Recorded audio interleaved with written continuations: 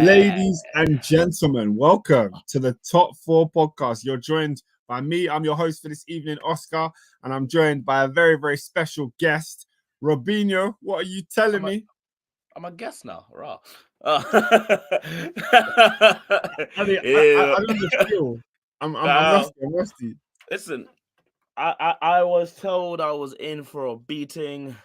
I was told that the hounds of justice was going to eat us alive. I was hearing sevens. I was hearing eights. I was hearing nines.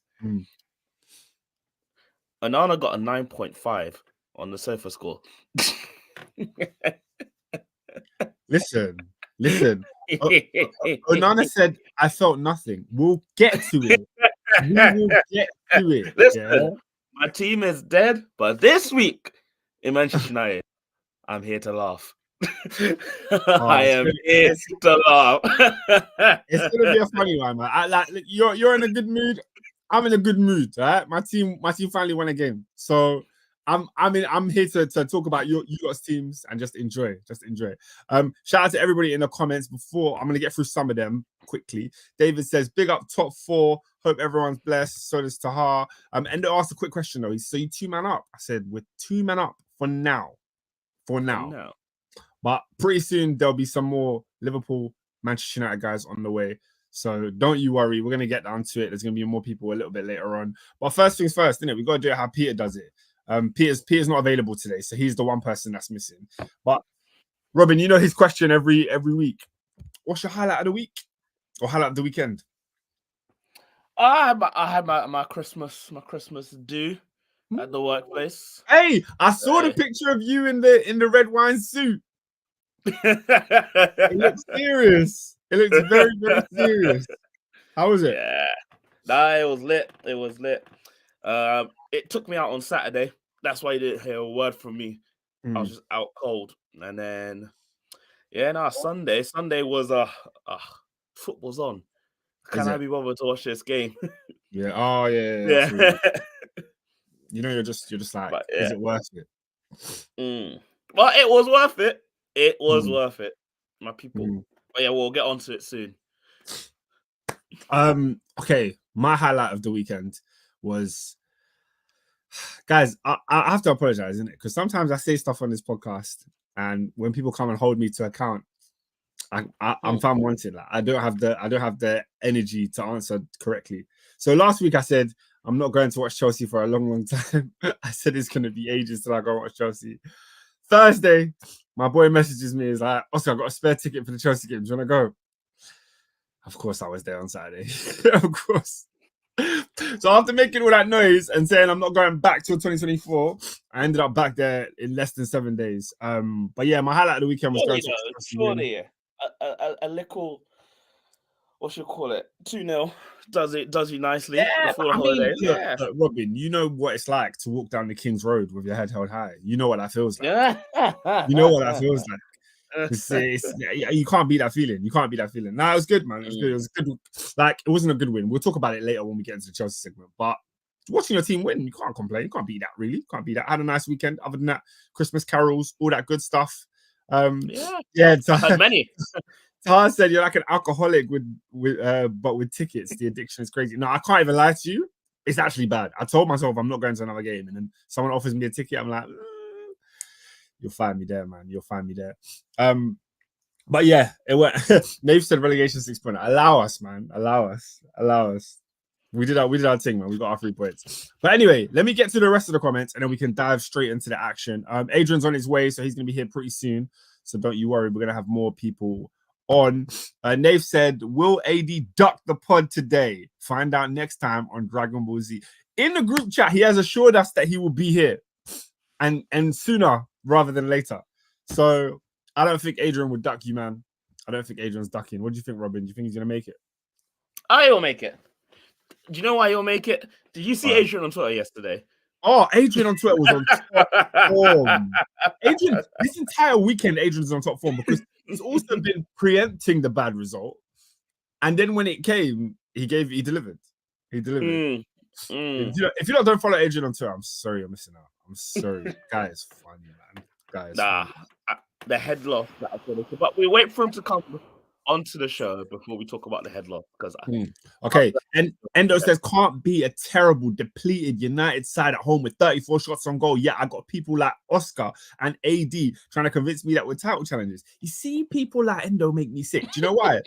Because I said Liverpool title challengers before a ball was kicked this season. Yeah, before a ball was kicked. Yeah, when it looks bleak, when they had no midfielders in there, when they didn't have Gravenberch, when they didn't have Endo, I was the one saying this Liverpool team can challenge for the league. Yeah, Endo was against me. He was angry when they were beating Fulham.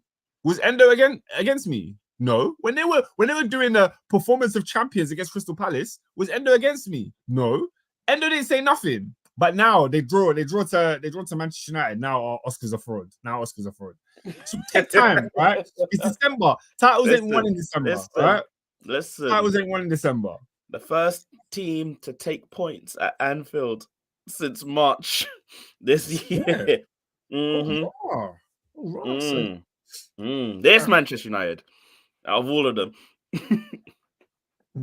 Yeah, but since March ain't a long time ago. I think it's quite a while. How many games have been at Anfield since then? I know, but like you said, the first team. I was thinking that's Chelsea haven't played at Anfield since March. I was thinking, did we go there and lose? I was like, we drew there in January. So like, it's a good result nonetheless. We'll get onto it, of course. And they're saying 2-man up. No, we're not 2-man up. More people on the way. Nave says more shots than an AA meeting and no goals. Wow. Damn. I don't think they do shots at AA meetings. I'll be real. I think that's the opposite of that. I think they avoid shots. But yeah, Endo said, man said, I felt nothing, like he was kicking the ball out of play every time we pressed. Look, he felt nothing. Listen, he got the most passes in the game.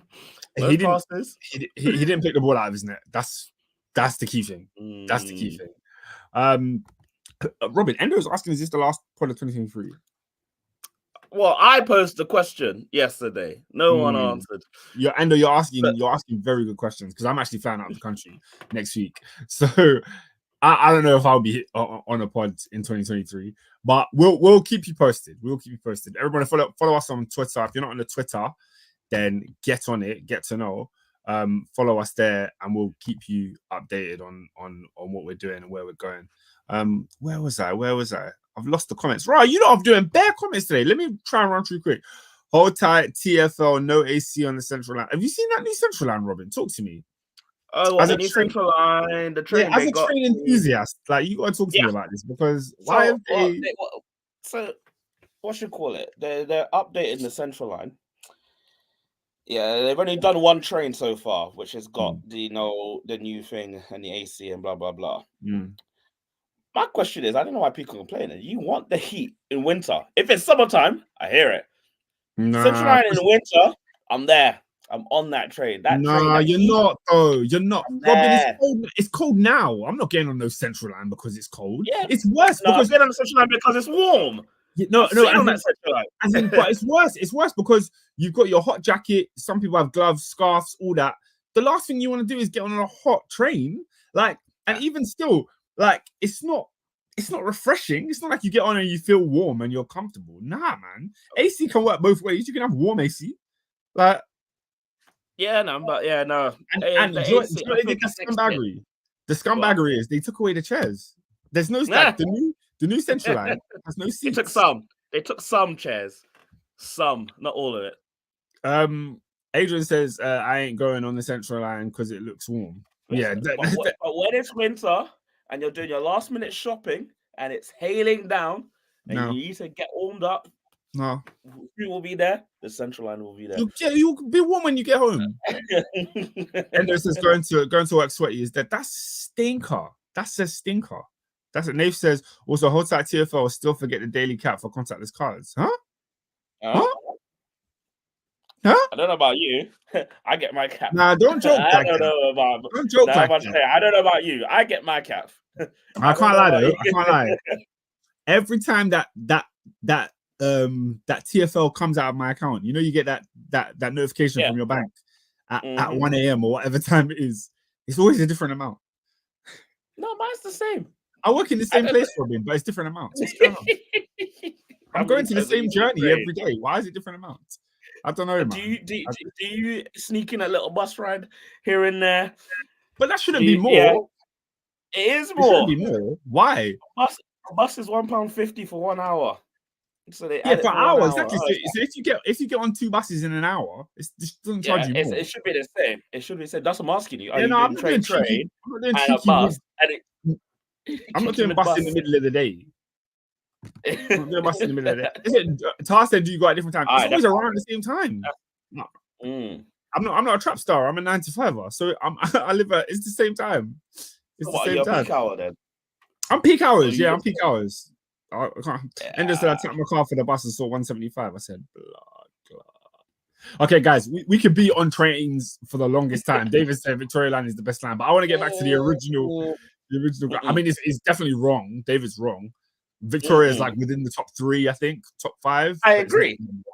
It's not the best 1. line. It's a convenient line. I'll give you that. What's your favorite line? My favorite line. Very controversial. Very controversial. It's gonna be a stinker. It's Northern. Oh, that's a stinker! It's a very controversial line.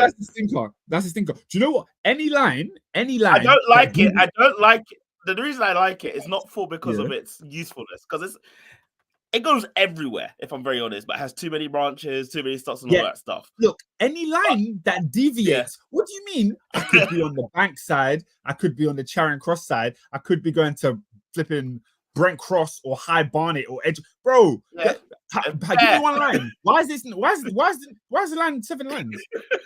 It's 7 lines in That's one. why Bakerloo and District Line. If you talk about performance, Piccadilly.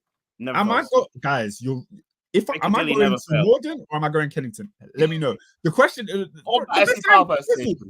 what are we arguing here? The best line is by far the Jubilee line. I'm sorry.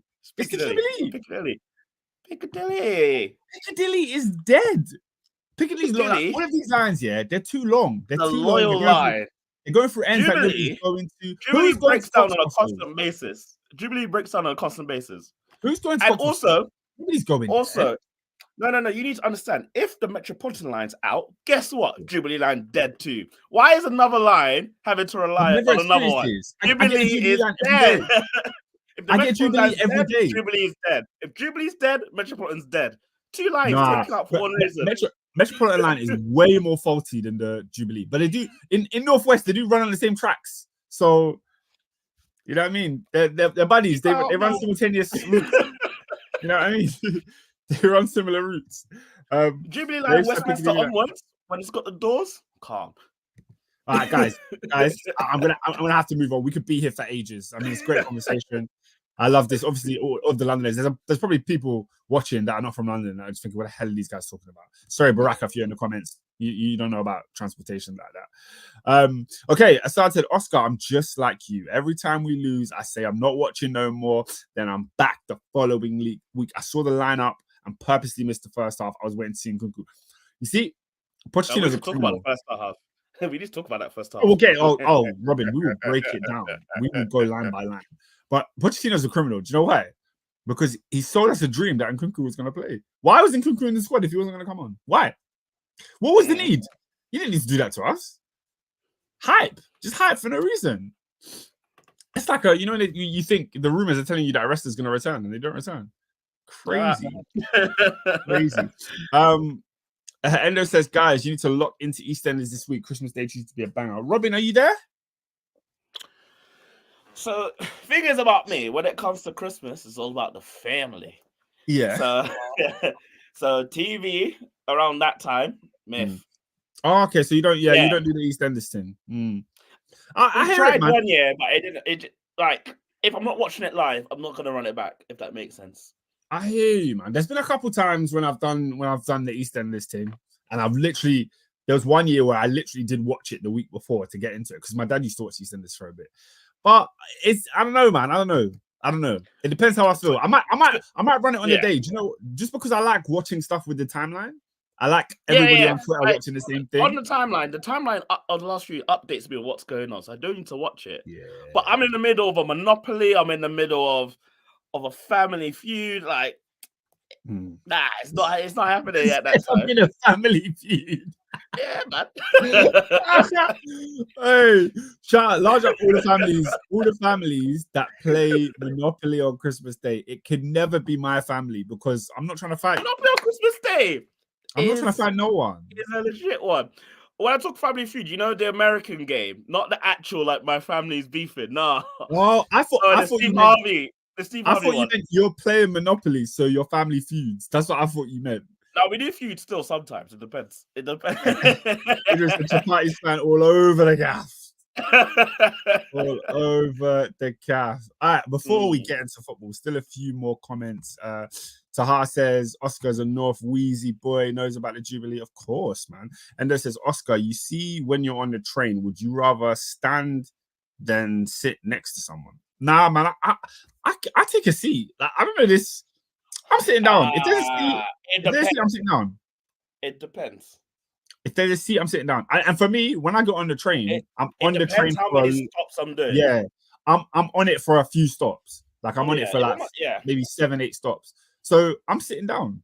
Like no, but a packed train, like peak hours packed train. You know what? I'd rather stand because I know. Why would you rather? Question. Why would I know you I can get off easy. Because when you sit down, and everyone comes in, and you know your stops about 1-2 stops where you have to start planning how you getting off this train. It's all a bit shuffling. long. You know, you're not shuffling. Excuse me. Yeah, it's all a bit long. Not everybody has the etiquette. Not everybody knows how to maneuver themselves on the transport for London. So, but the thing for me is, I'm the complete opposite. I will stand if the train is empty because I just have breathing space. You know what I mean? I feel like when I'm standing and everyone's standing, we're breathing at the same level. We're all breathing here. Whereas when you're sat down, you're below. The other people are standing above you. So I don't mind people standing above me. I'm on my phone anyway. So I'm not gonna lie. Okay. Nave said Nkunku's a figment of our imagination. He doesn't exist. Taha says, see, I just don't lie. I know I'm gonna watch the game and I say I'm gonna watch the game. Yeah, no, fair enough. I never do that whole thing where you say, oh, I'm not watching Chelsea again in terms of like paying attention to it. I always will watch Chelsea. But going to the game is a physical choice. You know what I mean? You have to actually go. And it's money. It's money. It's money. Like it's money. Like we got Newcastle tomorrow in the League Cup, and I was thinking about going to that as well. And I was like, why am I spending money? Like it's just too much money. You got bear games. What here? And then what? 23rd. Yeah, 23rd away at Wolves, and then after that we got Crystal Palace. Yeah, man, it's all kicking off. Before 2023 ends, we've got like 4 more games. Like a lot. Tar says Monopoly turns into a family feud, 100%. Monopoly on Christmas, I ain't trying to scrap the family on that. I'm not. Like, I actually... The last time I played Monopoly on Christmas, I think it was 2019. I remember it vividly because I wanted to fight my cousin. Like, I genuinely wanted to fight. I genuinely wanted to beef. Like, what do you mean? There's tactics. There's tactics to this game. You see Monopoly, yeah, man. It brings the best out of people. Okay, Monopoly in my household, the Wallahis get dashed differently. Hello. Listen, right, Oscar squaring up. No, I'll never forget it, yeah, because one of my cousins was winning, yeah, but there was 2 of us that were like close enough to make it a 3-way tie. Like it was 3 of us here. Oh, what was he talking crud? No, it's not even the one. The one that was winning was not annoying me. It's the one that was like with me. So we're both like fighting, and then he sold all his property to the one that was winning. And I said, you're a pagan. I was so mad. I wasn't even mad at the guy that was winning. I was mad at the person that sold all their stuff. Because I was just like, if we stayed in this game, we could have built up more property and it could have been an even game. But you sold out. I'm not playing Monopoly ever again, man. I love it. I love it, man. On that game. Also, I can never imagine you angry. I don't get like actually angry. I just get angry like this, like we do on the pod. Just like I'm annoyed, I'm talking loud, but I'm not really gonna square up to people. Nave said, try give man 150 for big Oxford Street property on Monopoly. Yes, one of my favorite commenters is here. Mirad, he says, good evening to the greatest football podcast to air on a Monday night when normal service is resumed. # champions elect. We will get into it. Because it's a title race, Robin. We have a title race on our hands, and we're going to talk about all the teams in the title. All of them. All of them. All of them. All of them. All of them. Nave says, shout out to those that remember Plinko. Plinko. Oh, that game takes with it marble back. in middle The when you had marbles, to yeah. use sticks. So basically, you have to try and pull the thing, get the marble to the bottom. It sounds vaguely familiar, but it's not. It's not a game. It's not a game that I played. It's not a game that I played. They've said Bear Man try cheat. Of course, man. Monopoly's full of cheaters. No. I there's one thing about Monopoly. I keep an eye on everyone. Like I do a chavvy scan every minute. I'm making sure people are not trying. I'm just scanning. Look at me like a pigeon in the box. Heads bobbing, weaving, heads on a swivel. And they said, let's keep talking until the man them arrive. The United Liverpool game is not talking about. Trust me, we're not starting with United Liverpool because goodness me, that game was a snooze. You see the title of the video or the thumbnail anyway. Snooze, like Super Snooze Day instead of Super Sunday. They've said, I'm telling you now, Jenga and Connect 4, bare people try to cheat. How do you cheat on Connect 4? Yeah. Hold on. How do you cheat on Connect 4? How do you do that? I need to know. Like, I get cheating on Jenga because you can use your other hand to kind of steady it while you know what I mean? But Connect 4, it's not your go. If it's not your go, it's not your go. There's nothing you can do. There's nothing you can do. Man, I say family tournaments, Uno. I think I said this on the pod. Did I say this on the pod a couple weeks ago? I said it to my friends. I've never played a game of Uno, you know. Yeah, played Uno. Never in my life have I played Uno. It's basically blackjack, but simple. Yeah, but it looks mad fun. Like when people talk about it, it's fun. The most annoying thing is adding up the points at the end, but that's the most long thing. But other than that, yeah. Yeah, I've never played the game, but yeah, man. Maybe this Christmas, maybe somebody will bring a pack of Uno to the family. So Tahar says family FIFA. Now we do family Mario Kart. We do family Mario Kart. Is it? Okay. Yeah. There was a time where we used to do a FIFA tournament. When we all lived together, we used to do a FIFA tournament. That already run no more. But back in the day, I used to win that often. You can ask Peter when he gets it. Like you can ask him. I used to win that regular. I didn't play FIFA. I was reigning champion, my family. Let's I didn't play FIFA. Nah, my family was more pro Evo. Yeah, fair enough. So yeah. But back when we used to play pro, like we weren't allowed to play PlayStation on Christmas Day. When we were kids, it was like because when we were kids, it was like family time. Like you gotta chill with the family. You can't be in your room playing PlayStation. Not even in the morning. Not even after. As we got older, once we were like big teenagers, that's what we was doing. I was about to say, I was like, that period before all the family arrives and you've opened the presents and there's just a period of nothing. No, you don't say it yet. Christmas is lit when you're a kid. I'm now thinking about it. Christmas is lit when you're a kid. I used to watch the films, The Lion King and all them things there. All right, we do need to get into some football because this is a football podcast and we've got 23 minutes talking about TFL and Christmas. Tahar said that's another games that Wallahis get dashed. Hey, flip for that. Nave said, Uno is Uno is wavy when you dash +4 and then man try bluff you. FIFA tournament in 2023 is crazy. It's not 2015. I was talking about 2015. That's what I was referencing. I was referencing back in the day. FIFA tournament, not even online FIFA, just tournament in the house. Let's be real. Christmas Day is done by 3 p.m. Cap by 3 p.m. For you, 3 p.m. For you. Nah. Yeah. The dailies at 3 p.m. Are you mad? I haven't even eaten dinner at 3 p.m. I don't know what household you're in where the food is served before 3 because I want to be there. I need to be there. My first meal needs to be at your house and then I'm coming to mine to eat. What's 3 p.m.? Swear. Okay. For me, Christmas goes on till I go to sleep. Christmas is it's a joyous time. Like I can't. Christmas is until the early hours in the morning. I'm sorry. To the early morning. Word to Will Smith. Assad said, Oscar, I haven't forgotten about how you tried to flex Uganda's win over 10-man Somalia last week. I checked you man's flag and you got a chicken on it. Case goes, listen, first of all, it's a crane. Second of all, you got slapped up in a World Cup qualifier. I don't care if you had 10 men. Do you know how many games we're about to talk about this weekend where 10 men happened? Do you know how many red cards happen in the league every week? I don't care. 3 points is 3 points, my guy. 3 points is 3 points.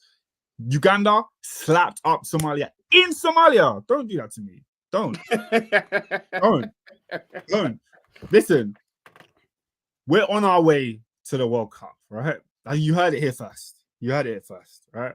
I'm not there yet, but I'm not there yet. It's expanded. It's expanded. There's more of a chance for us now. Aye, Baraka, let us know what you're doing in America. You play Monopoly? Are you doing all them stuff? You need to let us know what you're doing Christmas Day.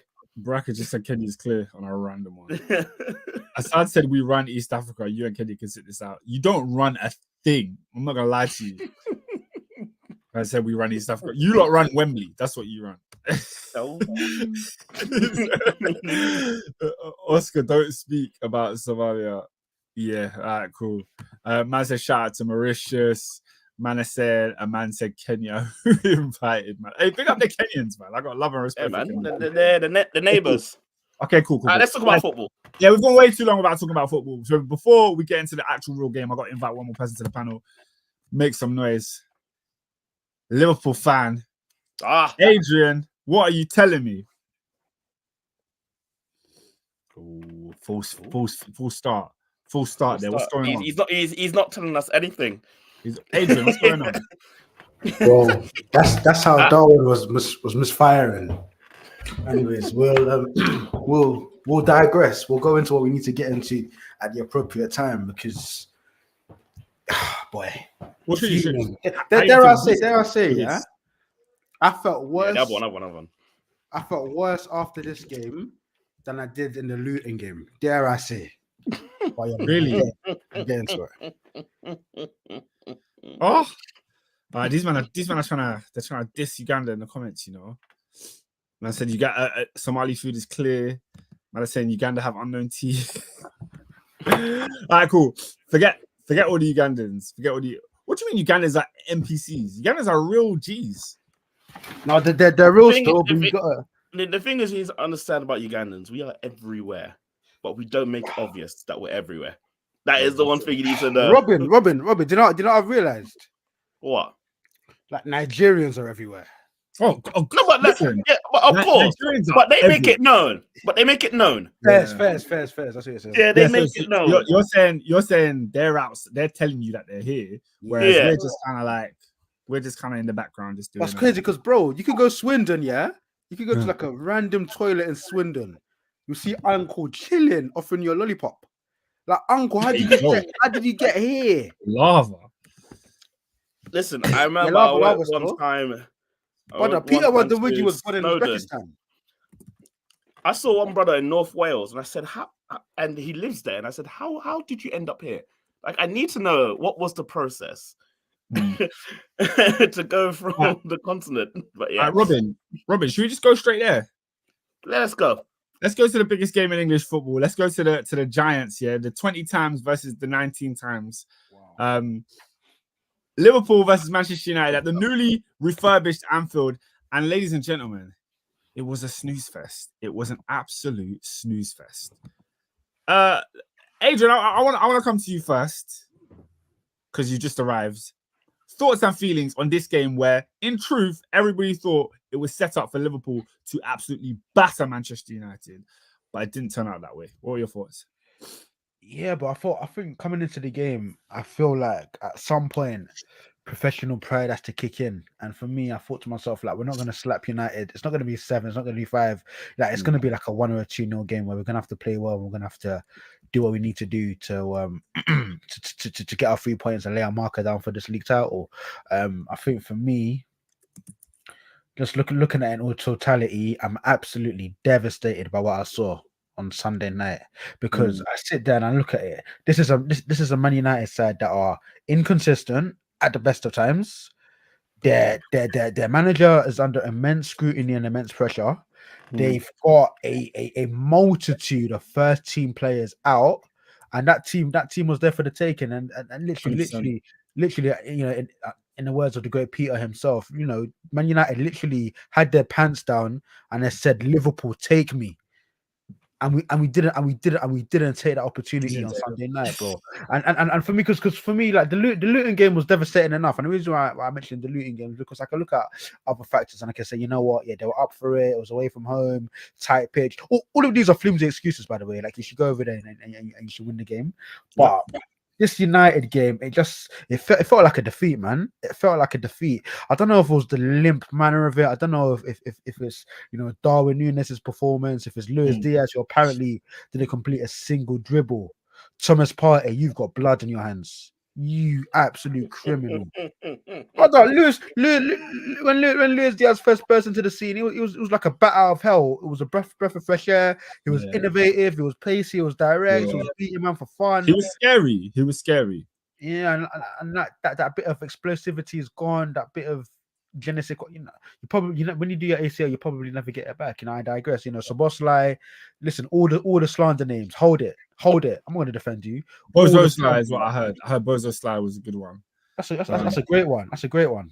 They said that when he gets on the screen, he just poses. Like he looks like he's modeling for Abercrombie and Fitch. But a man said 87 looks into the camera. I was dying.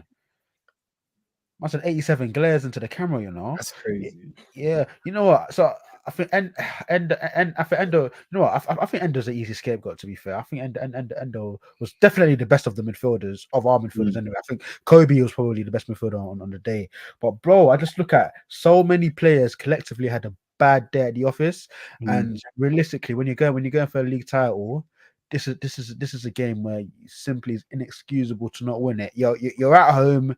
You're playing your biggest rival, so you're going to be amped for it, and it was so limp. I can think of 3, maybe I'll push 4 players that can leave with their heads held high. Everyone else was awful, was poor. Hungarian grass cutter is crazy. AD, there's a couple of questions that I want to ask you, and I know Robin will be very excited to ask you also. Naif has said we need to roast AD more for that howler. Núñez, second best striker in the league. Endo says AD, when will it take for you to realize we ain't ready for this title? Our attack has dried up. Núñez 2 goals in 13. Now, before AD goes, Robin, do you have anything to add to that? Wow. Do you have anything to say on Darwin Núñez just before we get AD's opinion? Well, I have a thing. Well, one thing I would say, my dealer never lies, people. Your dealer? My dealer never lies. The whole always gives you the best deals for the prime, the glistening watches, right? Darwin Núñez. I told Adrian 4 pods in a row. When are you selling your stock on this guy? He ain't it. He's not it. I've seen him all over the gaff, trying to do the best things. His best game was when he came on for Newcastle. And it's just like, okay, cool. Was he going to kick on? But no, 2 goals in 13, missing chances after chances. He was the biggest issue for you against Luton Town, of all teams. And now he couldn't convert anything against this Manchester United, the worst Manchester United we've seen in our whole lifetimes. They're saying he couldn't score in a brothel. That's what they're saying. Damn. So, in the red light district. Like I said, I'm going to ask one last time. When are you selling your stock on this, brother? You know what? If I'm being totally honest and totally real, like this is probably the closest I've come to it because I'm looking at it now and it's like, bro, like you're costing me. And do you guys remember it was maybe sometime last season? I made the analogy of, you know when you're let's say like you work in like Canary Wharf, you work in JP Morgan, right? And then you bring in your uncle, right? Your sister's son. So you bring in your nephew, so your sister's son on like a work experience, right? And he comes in and he's enthusiastic and he's giving it a real good go, but he's just crashing everything. He's getting deals wrong. He's getting back to your clients late. He's terminating contracts. And then you sit there, you say to yourself, at what point do I pull the plug? But then he'll do something. He'll say something. You'll have like a moment where you just think to yourself, right, this little thing, let me hone in. Let me tap into it. Let me try and extract it. There's something in there. But we're at a point now where we're coming up to 18 points in. We shouldn't be extracting anything really. Like, season's grace, fine. But now it's like, now we need final product. It's not about potential. It's not about resilience. It's not about all of that. It's all about, bro, 20-25 goals in the net, please. Thank you very much. So Yeah, I am torn. I still think he's got all the minerals to be a top class striker. That will never ever sort of falter from me. And I do think that between Klopp and between Marcelo Bielsa, they can maybe get a top quality striker out there. But the clock is ticking now. Now in the title race, I don't give a damn about Darwin Núñez. My concern is Liverpool Football Club, bro. And are you the man for the job? When I put you in the big stage, when I put the plate in front of you, are you gonna finish it? Or are you gonna pass up the opportunity and cost us 2 points, cost us 4 points, 6 points, 8 points, 14 points? Like how many points are you gonna cost us over the course of a season? When in my opinion, we're in the title race. And that's why I use the uncle analogy, because it's like I love my nephew, I believe in you, but you're costing us money at this point. You're now a liability at this point. What do we do? I don't know. Personally, like we've got to persist with him, we've got to back him, and we've got in the words of the great Peter himself. But the thing is, I can't even give him 2 seasons because we're in the title race now. I need my return. I need my return on investment. I need to see something. So look, and it's as simple as this, right? Play him. Listen, West Ham in the cup, play him. Arsenal in the league, play him. And for me, if Darwin doesn't show us anything in those 2 games, then the serious conversations have to be had. You know what? Conversations need to be had now, if I'm being perfectly honest. And if you've noticed, when he's missing now, Liverpool fans, they're not even in Anfield, they're not even singing Núñez anymore. Now it's a time of concern. Now it's like, it goes beyond. And obviously, I can speak on this with experience, with failed strikers, even Robin, you could chime in this too, because you know about strikers who are still waiting for their miracle to come. Stinking up the gap. Still waiting for that miracle to come. Yeah, can do it on the European stage, but when you're at home, yeah, no, but the thing with Núñez is that you're going through those stages where you're asking yourself, is he genuinely a bad player? Because he gets himself every game into an opportunity where you're like, okay, you can score. A chance has been fashioned here. Liverpool are dominating most of the games. They're keeping the ball in high areas of the pitch. The ball is going to fall to him at a chance where he has to score. And it happened a couple times yesterday. And quite frankly, he just did not finish his food. You can't ask for much more than that. He had chances against Palace. He had chances this game. There's been plenty of games throughout the season where you're just saying, stick the ball in the back of the net. This is your job at the end of the day. Adrian's talking about some apprentice joining, that's never had a job in any industry. Bro, this guy came here because he was clapping goals. So it's really alarming that he's here for the price tag that he's here for. And you're looking at Liverpool, a team that, City are not great this year. Arsenal have never won the league. So it's now. The time is now. It's go time. It's right now. It's right now. And one of the things, when I was tipping Liverpool to go on and win the league, the last area that I had any issues about was the attack. The irony. I thought the defense, we know they've got world-class defenders, but can they get back to that form? The midfield is new. It's makeshift. But the attack is supposed to be, Darwin has scored over 20 goals in a European league. Salah is Mo Salah, one of the best players in the league. And like you were saying, we had Diaz, we had an explosive winger come into the league, and then he's turned into a bit of an average one. So it's concerning. It's concerning for Liverpool. But I do think more is being made out of this result than is necessary. At the end of the day, it's a point against United. It's not a defeat. It's not abject. It's something that you take, you learn from, and you move. That's just my thoughts, my 2 pence on that. You're trying to be positive. I'll be real. Listen, this draw for Liverpool is going to hurt them in the long run. Go on. Because this United team's dead. It's horrible. Yeah. It's awful. Yeah. If you want to win the league, you need to beat them. City did it. Arsenal did it. Yes, Arsenal was very shaky, but City was very comprehensive. Yeah. And you may think it's okay now, but we've done this many, many times. We've all been in league title races. We've all been when we've won it and lost it. And you can point exactly when you can win it and when you can lose it. And it's the draws. It's always the draws. Yeah. Like, that person should have scored there. And if you've done that, we win the league. It is the draws. It's always the draws. You're not wrong. You're not wrong, Robin. But I think it's more so what we've seen this weekend with a draw at home to Palace, not a draw to United at home.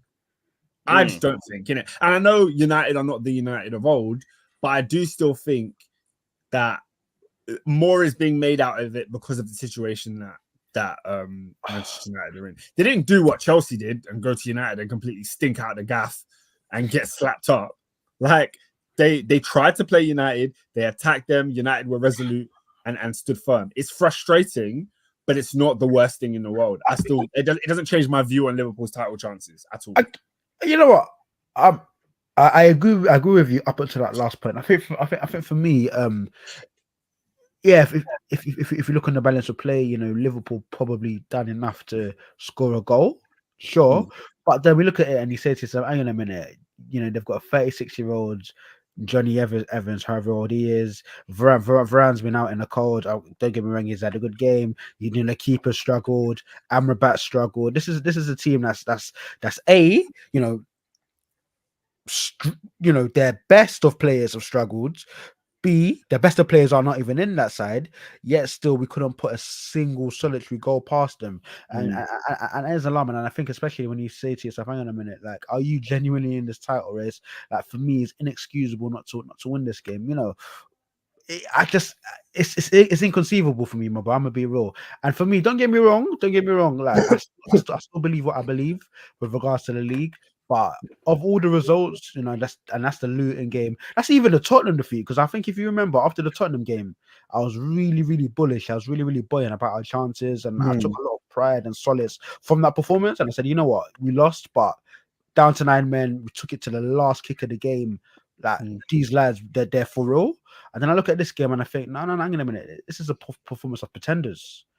Like you man are not serious. I'm seeing stats where, you know, our front line hasn't scored in X amount of games, you know, Salah aside. So, and also, I guess I wanted to get into this a bit later, but we can get into it now.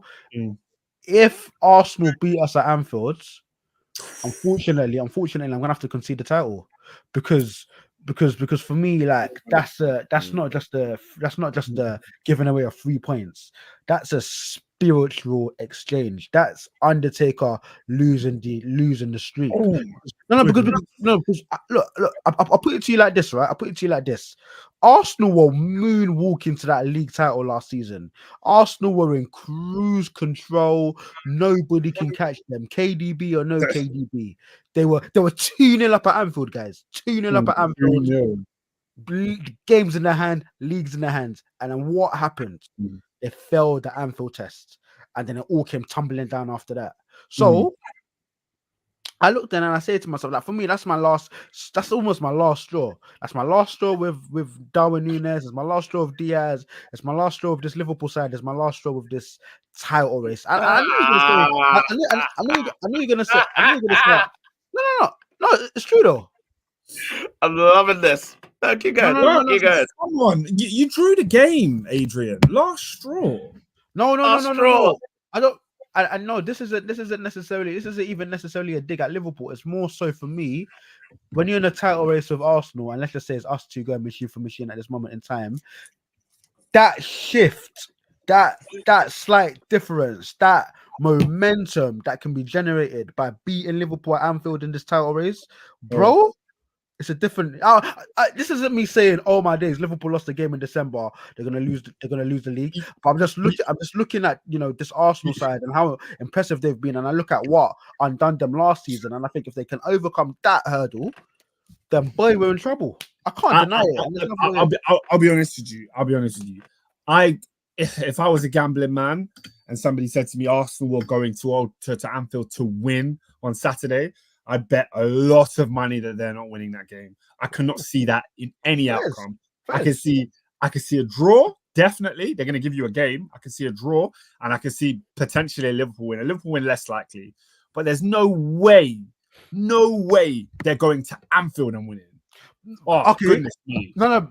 But then in you saying that, that's almost you conceding the magnitude to my point then. So if Arsenal... Yeah. I'm not like, when you're saying the league is done, I'm not angry at that if you lose to Arsenal. What I'm more concerned about is the fact that you think it's a possibility. I can't. No, come on. Arsenal, they had us they battered us, bro. I've never, genuinely. Last season was last season. I think Arsenal were better last season. I think you were worse last season. No, fair.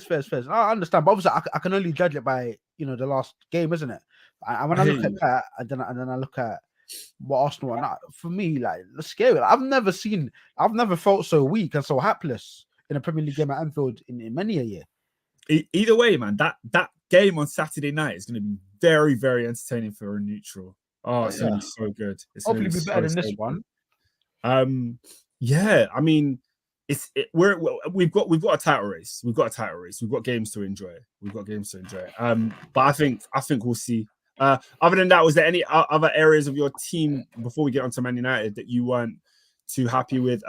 We saw the comments from Roy Keane about Virgil van Dijk basically saying Man United came here for a draw. They didn't come here to play. They celebrated at the final whistle when it was a draw. What did you not think about that generally? Did you think Van Dijk was disrespectful? Stop crying. Why didn't you win? You had over 30 shots. But do you think that's crying? Like, for example, do you think that's crying? So at the end of the game, we know the result. The result is 0-0. You're just like, nah, don't say that.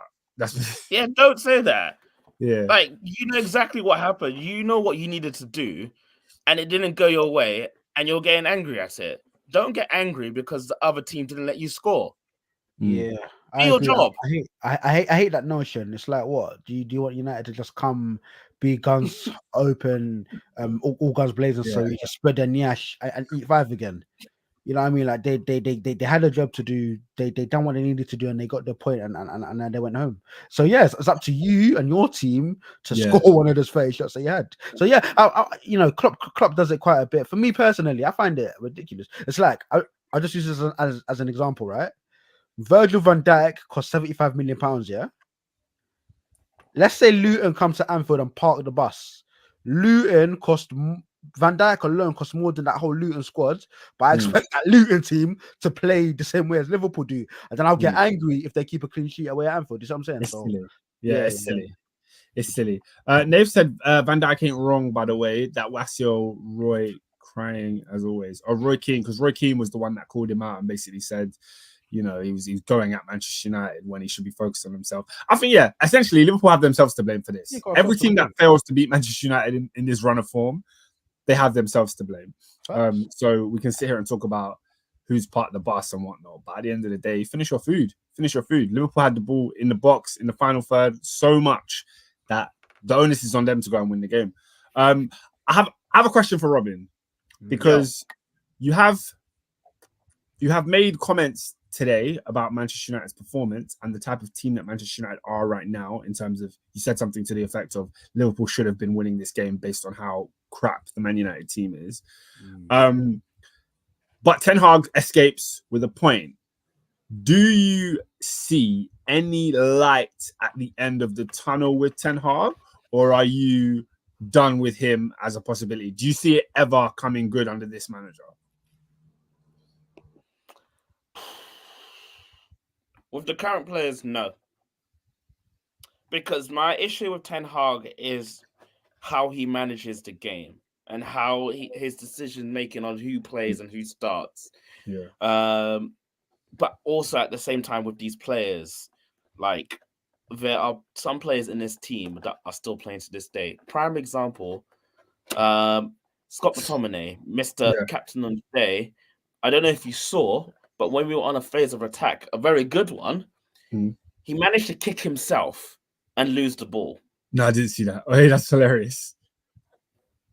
He managed to do that. Rasmus Højlund hasn't scored a Premier League goal yet and had the biggest chance of the game to do so. Yeah.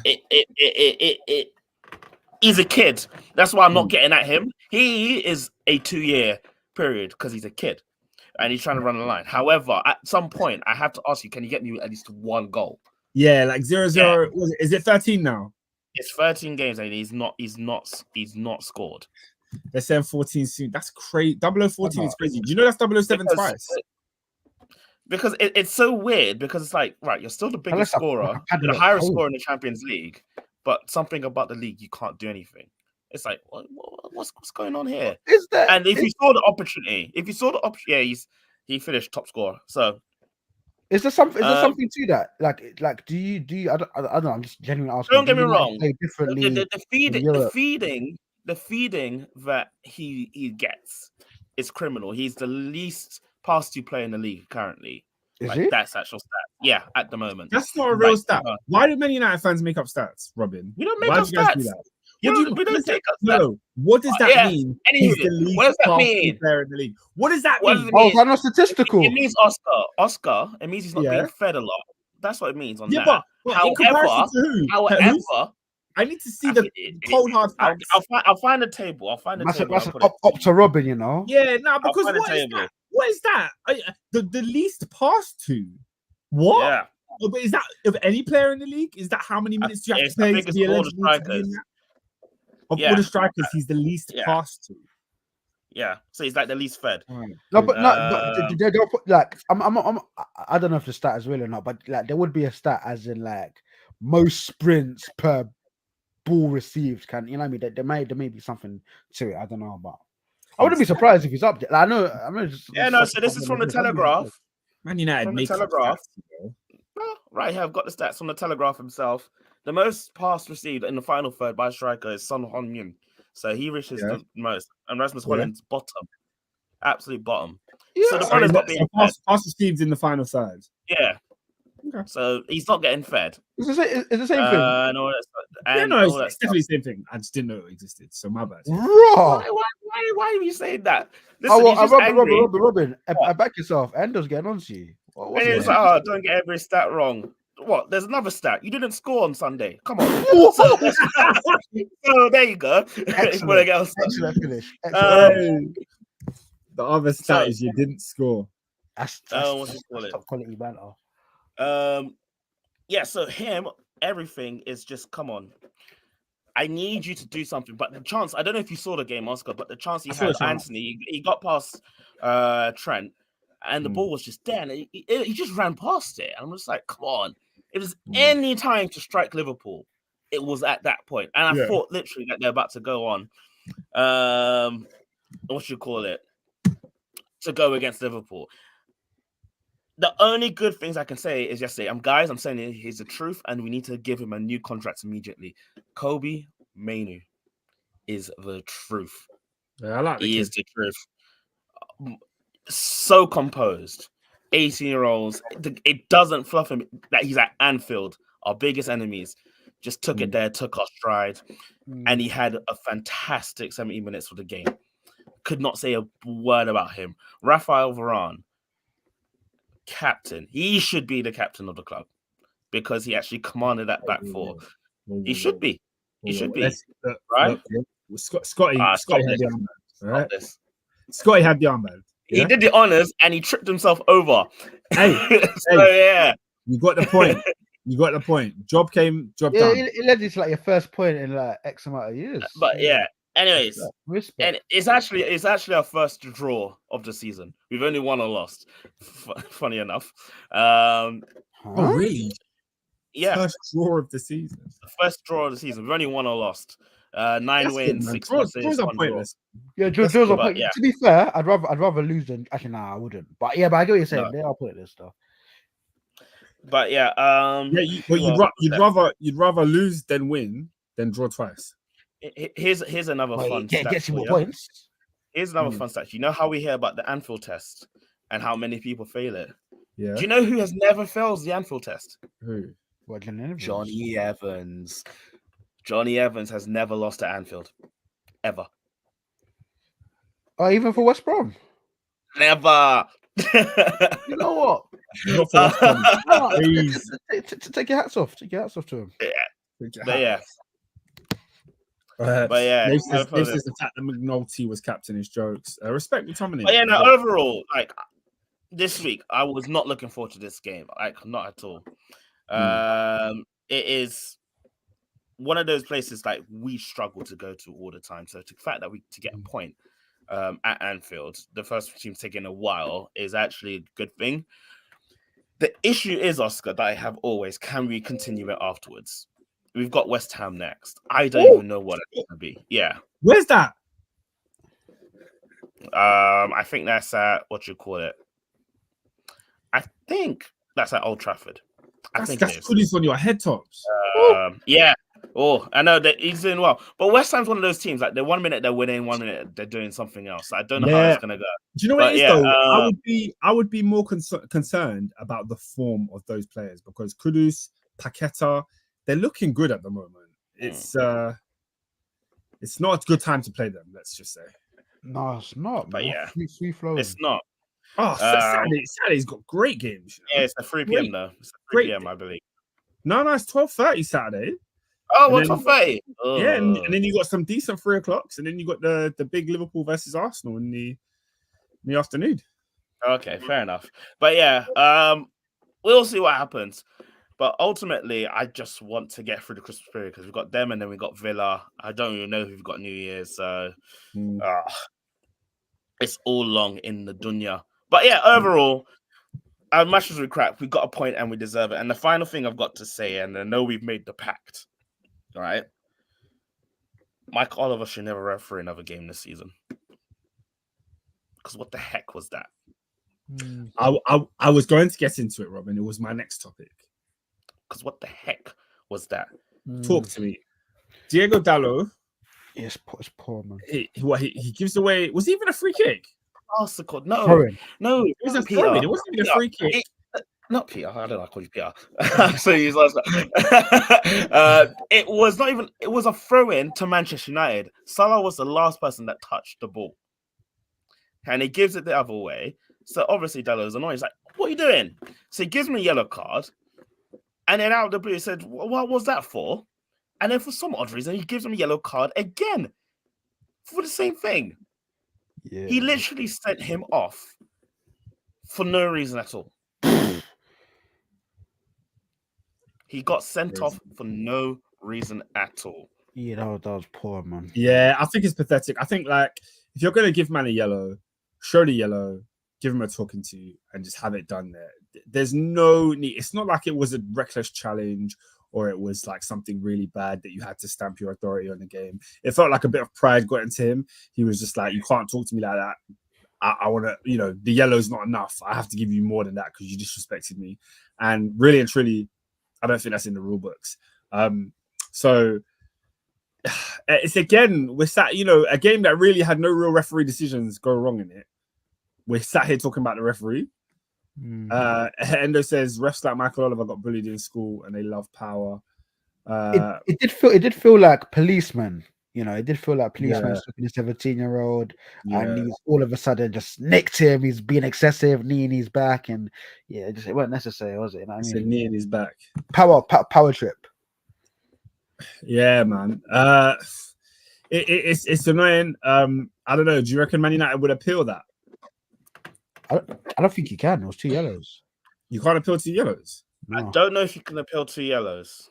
What's the point in that? Why are there things you can appeal and things you can't? I don't really get it. Yeah, there's a lot of rules that a suspension is a suspension, and realistically, you could use him going to West Ham next. You could definitely use that. You know what? But you know what? I think Oscar don't like just highlight. I think a major point. Incompetence.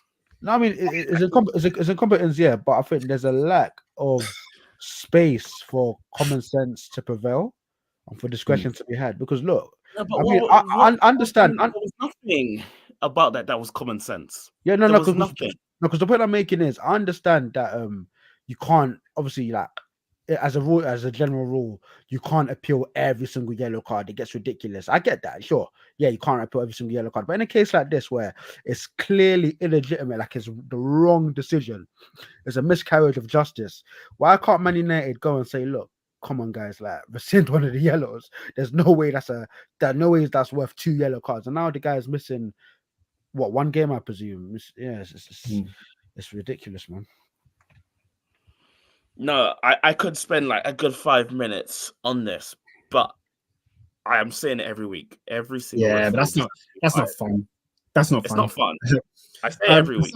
Assad has a fun question. Can we finally dismiss the Liverpool versus United rivalry? I'm sorry, the game are as dull as dishwater, and they both yeah, they both never compete at the same time. Most overrated rivalry in England. Correct. As a neutral, I want to chime in first. Can I chime in first as a neutral, and then you can go? My whole life, I've been told this is the biggest game in English football, and it is because they've won the most trophies. But the fact that, as Assad says, yeah, these two teams have never been on top at the same time. We've seen City and Liverpool go back to back. We've seen United and City, United and Chelsea, United and Arsenal go back to back at their peaks where they're two great teams. So this game has always been a letdown. Always been a letdown. I think in recent years we've had the 4-0s, we've had the 7-0s, but even them, they're one-sided. Yeah, they're not even like, it's not a battle. It's not a battle. So I agree with Assad here. I think I can't say it's overrated because of the stature of both clubs. It can't be overrated. But I think you can though. Because if this is our Milan derby, if this is our El Clasico, this game pales in comparison to those because as Assad has mentioned, it's never ever a case of we're the two best teams historically, we're the two best teams at the moment, we're fighting for this league, unless who's going to get this league. It's more of a case of what Fergie said he's going to knock us off our perch 30 years ago. And now we still hate each other to this day because of it, if that makes sense. Yeah, I mean, Assad says so, it was like bro. I was going to say that if you're looking for entertainment, this game has never been entertaining. Never. That's what I agree. What you call it? It is still the biggest rivalry in England. That is a fact. But it's the most entertainment. I've kept saying all the time is the North London derby. Yeah, that's always going to be the top one. That there's something's going to happen in this game. If that's the case, what makes it the biggest rivalry? Trophies, history. That's just a fact. But again, the history is never side by side. Like it's always apart. It's frustrating. It's always apart from each other. It's a weird thing. Is Robin froze? Yeah, I think he's frozen. Have I froze? No, you're good. Oh, yeah, cool. Yeah, Robin's frozen. Yeah, I don't know, man. For me, it's never really done that. Assad says, I'm taking North London derby over United Pool any day. More hatred, more fierce, more entertaining. Yeah, man. Yeah, these games also, so these games are never entertaining. Like, it's never like a 4-3 filler or, you know what I mean? But literally, like, from the 90s till now, like every rivalry has its swings and roundabouts where there's a hot period and a dead period.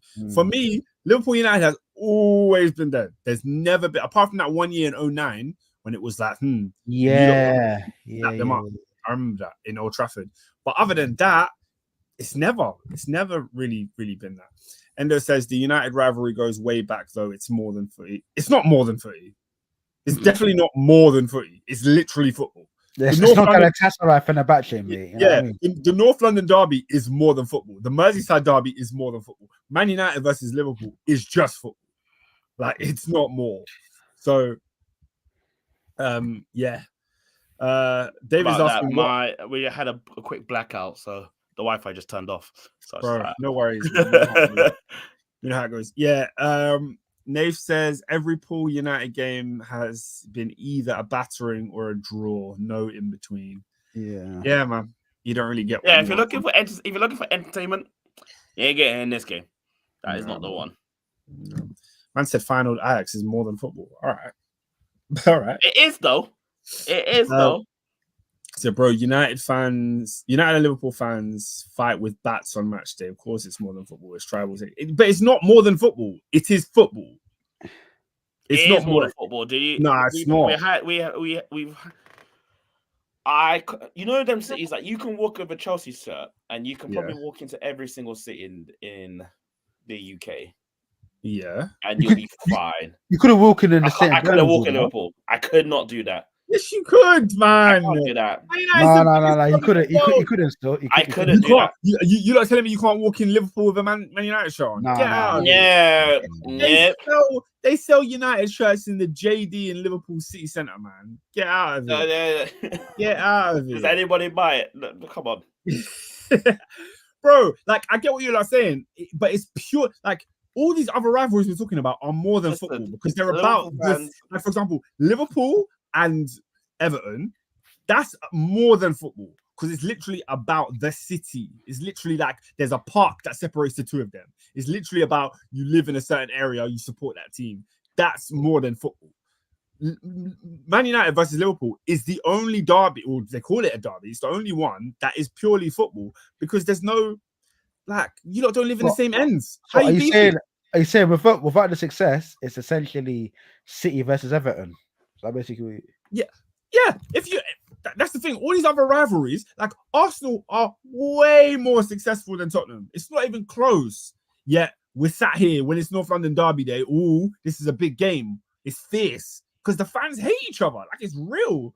Whereas Liverpool, Man United, like, come on, man. I mean, yeah, but every Liverpool Man United game I walk into, I'm like, this is big. Yeah, big, but big. but what I'm saying is you hate them because of football. In the same way, Arsenal fans hate Man United and Man United hate Arsenal. This is football. It's not more than football. It's football. Why you hate? It's more than football. It's not more than football. It's so football. Oscar, what's an example of a rivalry that's more than football?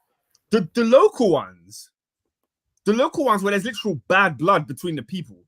Like, and you say there's no bad blood between Liverpool and Manchester? Nah. Oscar, you don't know your history. Bro, Celtic Rangers is more than football. It's literally religion. Like, Celtic Rangers is literally religion, bro. It's more than football. These are like the ones that we're saying is just, they're just football. They're just football. Endo says Oscar doesn't know about rivalries because Chelsea don't have any rivals because they're irrelevant. Yeah, we don't. Well, look, we don't have huge rivalries. You know what I mean? We don't like Spurs. We don't like Arsenal. That's about it. Liverpool, no one. I mean, Fulham, no one cares. So I'm not saying Chelsea is in any of these conversations. I'm just saying some of the rivalries are born out of football. So, like in the last couple of years, we've seen Man City versus Liverpool become that big game, but it's a big football game. And if it went on for 20 years, it would be a bigger football game. It's not Newcastle Sunderland, where the man hate each other. Come on, guys. You don't get what I'm saying, right? No. I started saying, aren't Liverpool and Chelsea big rivals? Liverpool and Chelsea became rivals based on football. That era where we faced each other in the Champions League like 4 times in a row developed a rivalry, but it was a football rivalry. We didn't like them, they didn't like us. But it's not deeper than football. Oscar and the panel, would you put Arsenal United as a big rivalry? Yeah, for me, I would. I'll put it as a huge rivalry. Yep. Huge rivalry. Yeah. After Liverpool, it's Arsenal. Can't stand them. Yeah, man. Big one. One of the best. Okay, should we move on from Liverpool Man United? I think like we spent enough time here. But Liverpool failing to win meant that the title race is heating up because another team failed to win. Another team in Manchester City 2-0 up, somehow clawed back to a 2-2 draw by Crystal Palace. Madam, what's going on with Manchester City? What is going on? They lose Haaland and they lose Kevin De Bruyne, and it looks like all the wheels are falling off. I don't know what's going on here, really. Hey, remember at the beginning of the season, I said my player to watch was Phil Foden. And I was told, you can't have Phil Foden. He's a great player. What do you expect him to do? What do you expect? I remember Ernest was telling me, Ernest was saying, oh, he's behind KDB and he's behind all these players. How is he supposed to rise? What do you want Foden to do? So I'll back you too. Huh? I was with the trenches as well. Yeah. Bro, we said rise, bro. We said rise. You're the chosen one. We've been calling Foden sick for like 5 years. How long are you going to be sick in theory and not in practical? Come on, bro. Drag your team to victory. Now, not only did he, play average in a game where they needed to win, he gave away a penalty. The penalty that they go on to drop points with. So Nath is asking correct questions about Phil Foden, but generally about Manchester City, guys. What do you think is going wrong for them at the moment? Because I can't put my finger on it outside the injuries. The thing is, injuries is not even an issue because they have a big enough team to beat the teams that they're drawing / losing points to. You say that? That squad is thin, you know.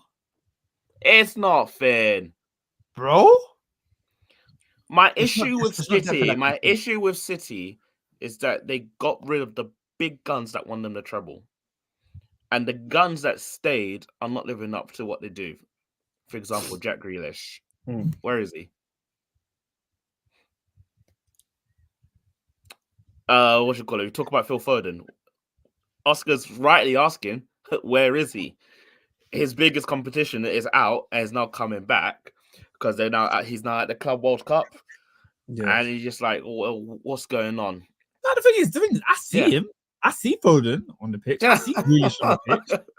I see these guys. I feel like when they got rid of Gundogan and Mahrez and the people that helped City reach the pinnacle of football, securing that treble.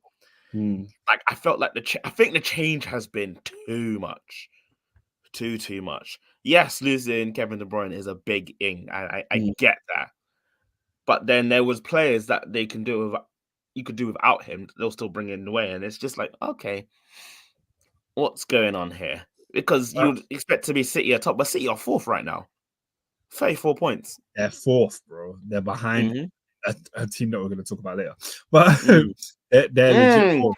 The team that is supposedly not in the title race, supposedly. We'll get to it. Because that's game of the weekend. It's funny though. We did spend the first segment of City just talking about Grealish and Foden, who Grealish scored and Foden got an assist in this game. But I digress. Did you not see that at the end of the game, Rico Lewis was the one they sent to the media to do their post-match interviews? Do you think that's fair to chuck the most inexperienced player that started that game out to the Wolves basically after they've dropped points? Or do you think it's not a big deal? I think for me, the question I ask is, what 3 or 4 players would you have sent instead of Rico Lewis? And if we're struggling to assemble names, is that maybe indicative to a larger problem? Why would we struggle to mention names? Your captain is Carl Walker. Yeah, captain. Okay. Your centre back is Ruben Dias. Okay. You also have Bernardo Silva, who's been one of the longest serving players in that team. You've got Rodri there. You've got Nathan Ake, who's been in England long enough. Like, you can also say Phil Foden. Can Edison speak? No. Don't put that pressure on Phil. Let Phil be the star boy who just gets called and wins Young Player of the Year. Don't make him do interviews. Don't do that. I know. It's too much. Let him win Young Player of the Year. No interviews. People are talking about Alvarez. Assad says Alvarez stat pads in games no one watches and gets praised like a generational talent. My player to watch is Alvarez. I've been on him since the Arsenal game. He scores in Champions League group stage games against Leipzig and them, man. What are you saying? He's Hoyland, yeah? He's just bagging in Champions League, but in the league when the lights are on, we're not there. I don't know. I like Alvarez. I like Alvarez. I like Alvarez. He's bang average. He's older than Haaland, though. Is it? Is he? I swear. I did not even know that. I like how, like, I'll be honest, I don't watch a lot of Man City games because I do find them quite boring. But I like Alvarez. He's a set piece taker. He's got good technique. He's not Haaland. He's not going to drag them to the league. Don't get it twisted. He's not that kind of player. He's not there. So yeah, it's interesting that when Haaland steps out, he's the one that steps in. And in this game, it's not even like they played, like Doku wasn't on the pitch. What I find really interesting about the game is that Pep Guardiola made no subs. His only sub was in the 96th minute, which was bringing on John Stones at the end. But like, I feel like, I don't know if I'm even mad. I feel like City fans especially get onto Pep for that a lot. Where in the games where they're particularly bad, where it's not clicking, he just seems to let those same players. It's almost like he wants them right. You lot have been dead. You have to get us out of this hole, or I'm holding you personally responsible. It's almost like you're under the lights. I'm watching you make something happen. And in fairness, not fairness, but you know what? They were winning 2-1 up until the for a long time. They were winning this game though. They were winning this game 2-0. Oh, I mean, and then it went to 2-1, and then it was then lost in the dying embers, as they say. But let's talk about the comeback, because Roy Hodgson's got a team there that's 2-0 down and out at the Etihad. You're thinking, 2-0 down at the Etihad, you pack your bags, you shut up shop, you get tight, you get a DM on, say, let's not get embarrassed here. We'll put our tail between our legs, we go home, live to fight another day. Do you know what I mean? But the fact that these lot were fighting. Shout out Mateta, who got the first goal. But there's something about Palace at City where they just say, nah, man, I don't care who you are. We're doing our thing. Olise said, nah. It's like, I don't care what you're on. Olise and Eze were hooping in that second half. I don't know where they got this energy from, but it was cold, man. Big up them. We don't have to talk about City for too long because, let's face it, they're not those guys. Hendo said City have 1 win in 6 and Liverpool are only 4 points ahead. Yeah, man, but it's a tight league. Like, again, you're saying Liverpool are 4 points ahead. Arsenal's 5, so it's like it's very, very tight. That title race is on, and in December the games come thick and fast, and so too in January. So we're gonna see swings and roundabouts. In 3-4 games time, City could be first again. You just don't know. I was about to say, how many players are going to AFCON in all the other teams compared to City? Yeah, but even with that, I always say this at the beginning of September, and it's weird because I can always think about it in relation to other teams, but when you think about it in your own team, it becomes a little bit different. December is a month where freak results happen. Every team, no one wins all their games in December. That never happens. I don't care if you're the best team in the league. You don't win all your games in September. There's always a result because you're playing Monday, Wednesday, blah, blah, blah. It's just too smooth, too many games. Nobody's going to weather that storm and fare well with rotation and all of these things. So you expect a shock. Like the Liverpool result we saw. Like this weekend was full of shocks. This weekend was full of them. So, yeah, man. Can we move on? Are we done with City? Yeah. I don't have much to say about them, really. David says they're not even playing the next couple of games because they're in Saudi Arabia. Living the dream. Oh, good. I won't be watching them. I was going to say, I don't even know who the other teams are because I didn't watch the Copa Libertadores like I usually do. But I was like, is City becoming world champion? I will see win the Club World Cup. Yeah. I'm trying to think about something I care about less. We'll see win the Club World Cup. Aren't Benzema's team in there? Yeah, Benzema, Fabinho. I think Benzema's here. I say that team's in there. Yeah, I want them man to win it. Let them man slap up. Kante's in that team. Yeah, let them man slap up City. But I hate that rule. I hate that. What? Oh, we need to talk about the Club World Cup, by the way. Because did you hear? No, the new format. Did you hear the rule that's come through? What's the rule? Even though that your team may have got the coefficient to do it, they're now limited in per confederation, 2 teams per nation. So, because Chelsea and Man City have won the Champions League, no other English team can qualify. So, no Liverpool cannot qualify for this Club World Cup. Not Manchester United, not Arsenal, even if they win the Champions League. If Arsenal win the Champions League, they're not in the Club World Cup. No. So they cannot get the gold badge on their chest. It's getting a bit convoluted. Yeah, and you know what? Yeah, the convolution is going to continue. We're walking into a Euros this season that has more teams than ever before. We're going to walk into the next World Cup will have more teams than before. The Champions League is changing in 2 years. The Club World Cup is changing. Like the game as we know it, guys. Get ready to be, looking back on nostalgic times of what it used to be because everything's changing. Every tournament format is changing soon. Man said, do you remember when the World Cup used to be in one country? Oh, see, that's going to annoy me more than anything. I don't mind it being in a couple of countries, but keep them close together. Do the South Korea, Japan thing. Come on, man. Yeah, man. It's just not. We're losing recipes. We're losing recipes. Assad says 3 historians are not in this special competition.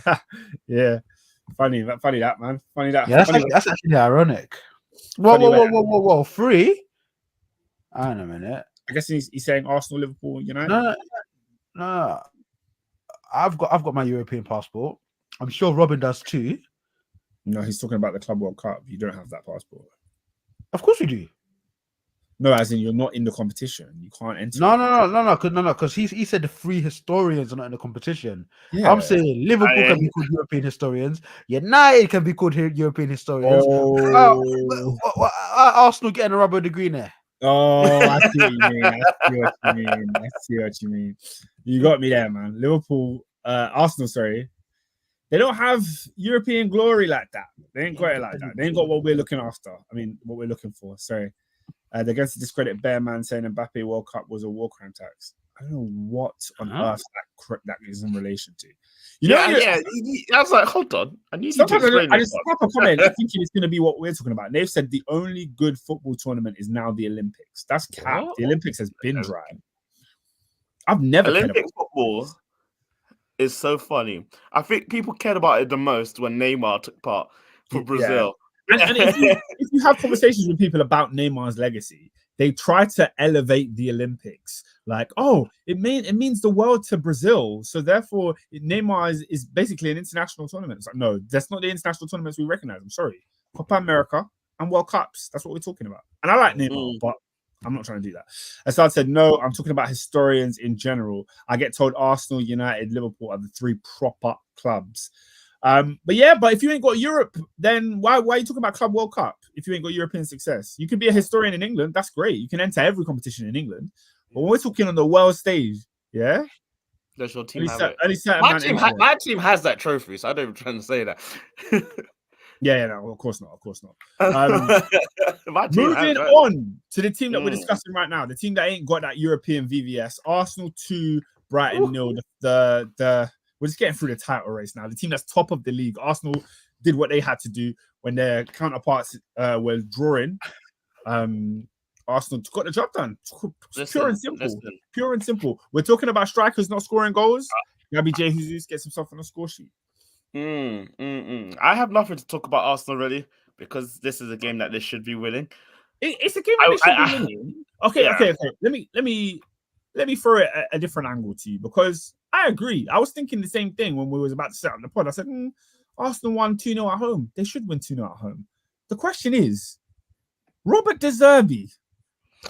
This is what we need to talk about because, and I wish the Arsenal announcer was here. Yeah, because every time I bring this up, I'm like, what's going on here? I was told last year he was, again, and I quote, no, that was it Emery that was good? No, I think I said about De Zerbi about a couple months ago that he was the 3rd best manager in this league. And I said, Peter, you need to answer for your crimes because that's a criminal thing that you just said. Yeah, but I was told that no, Brighton are still winning. They're still doing well in Europe. But Robin, you've done this podcast long enough to know that Brighton could get relegated under De Zerbi. Peter would never tell you he was wrong. Brighton could literally get relegated. Peter will come here and talk about circumstances. He'll talk about anything but that. Listen, Sean Dyche has more wins than De Zerbi. Yeah, let that one sink in. Big up Daishi, man. We'll talk about Everton later. But the reason I bring it up is because I looked in this game and Brighton offered absolutely nothing. Absolutely nothing. I keep getting told. I said U11 every week. My response is the same. Pick your best 11 then. It's not like they're out. Why are you playing a wild card every week? Who told you to play a wild card every week?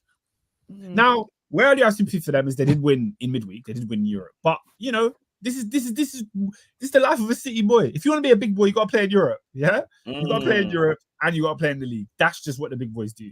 So it is what it is. And De Zerbi claiming to be a big boy, then sit at the big boy tables. Endo said, fair play to Arsenal. They absolutely outclassed Brighton, who are a bogey team for them. No one cares now. Let's move on.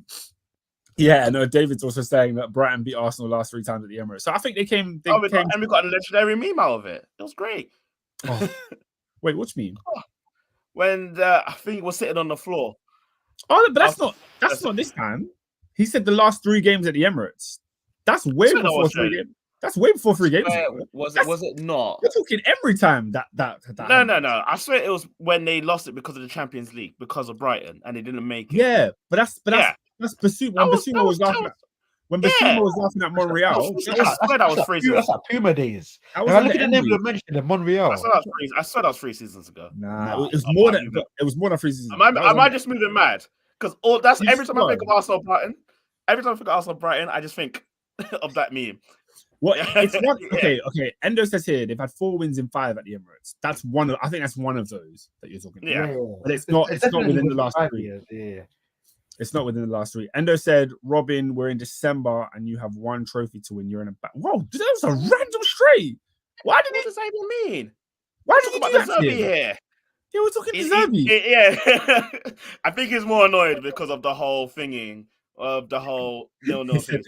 Another fact wrong from Robin. Yeah, he's upset. This is why I know he's upset. Robin's ball knowledge is getting exposed. It was from 1819 when Monreal was on the floor. Nate remembers. Like I said, it was a brilliant meme. That's the first thing that popped into my head. Great meme. Great meme. But, yeah. What was I going to say? Yeah, no, my issue is not that they lost the game. My issue is that they didn't offer anything. Like, there was no moment where you felt like, you know, Arsenal have played many a game this season where it's been 50-50. You know, Fulham have gone there and given them a game. You know what I mean? We've had times where teams have gone to the Emirates and really, really played against Arsenal. This weren't one of them times. Times. Yeah. Like, they didn't carve them open. We sit here talk about Matoma a lot.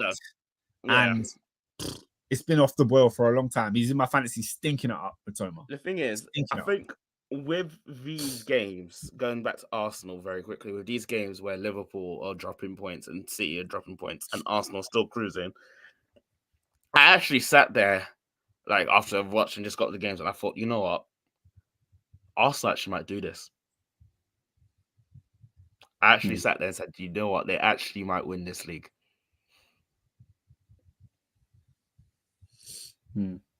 And I don't know how to feel about that. It was just one of those. I was like, how do I feel about that?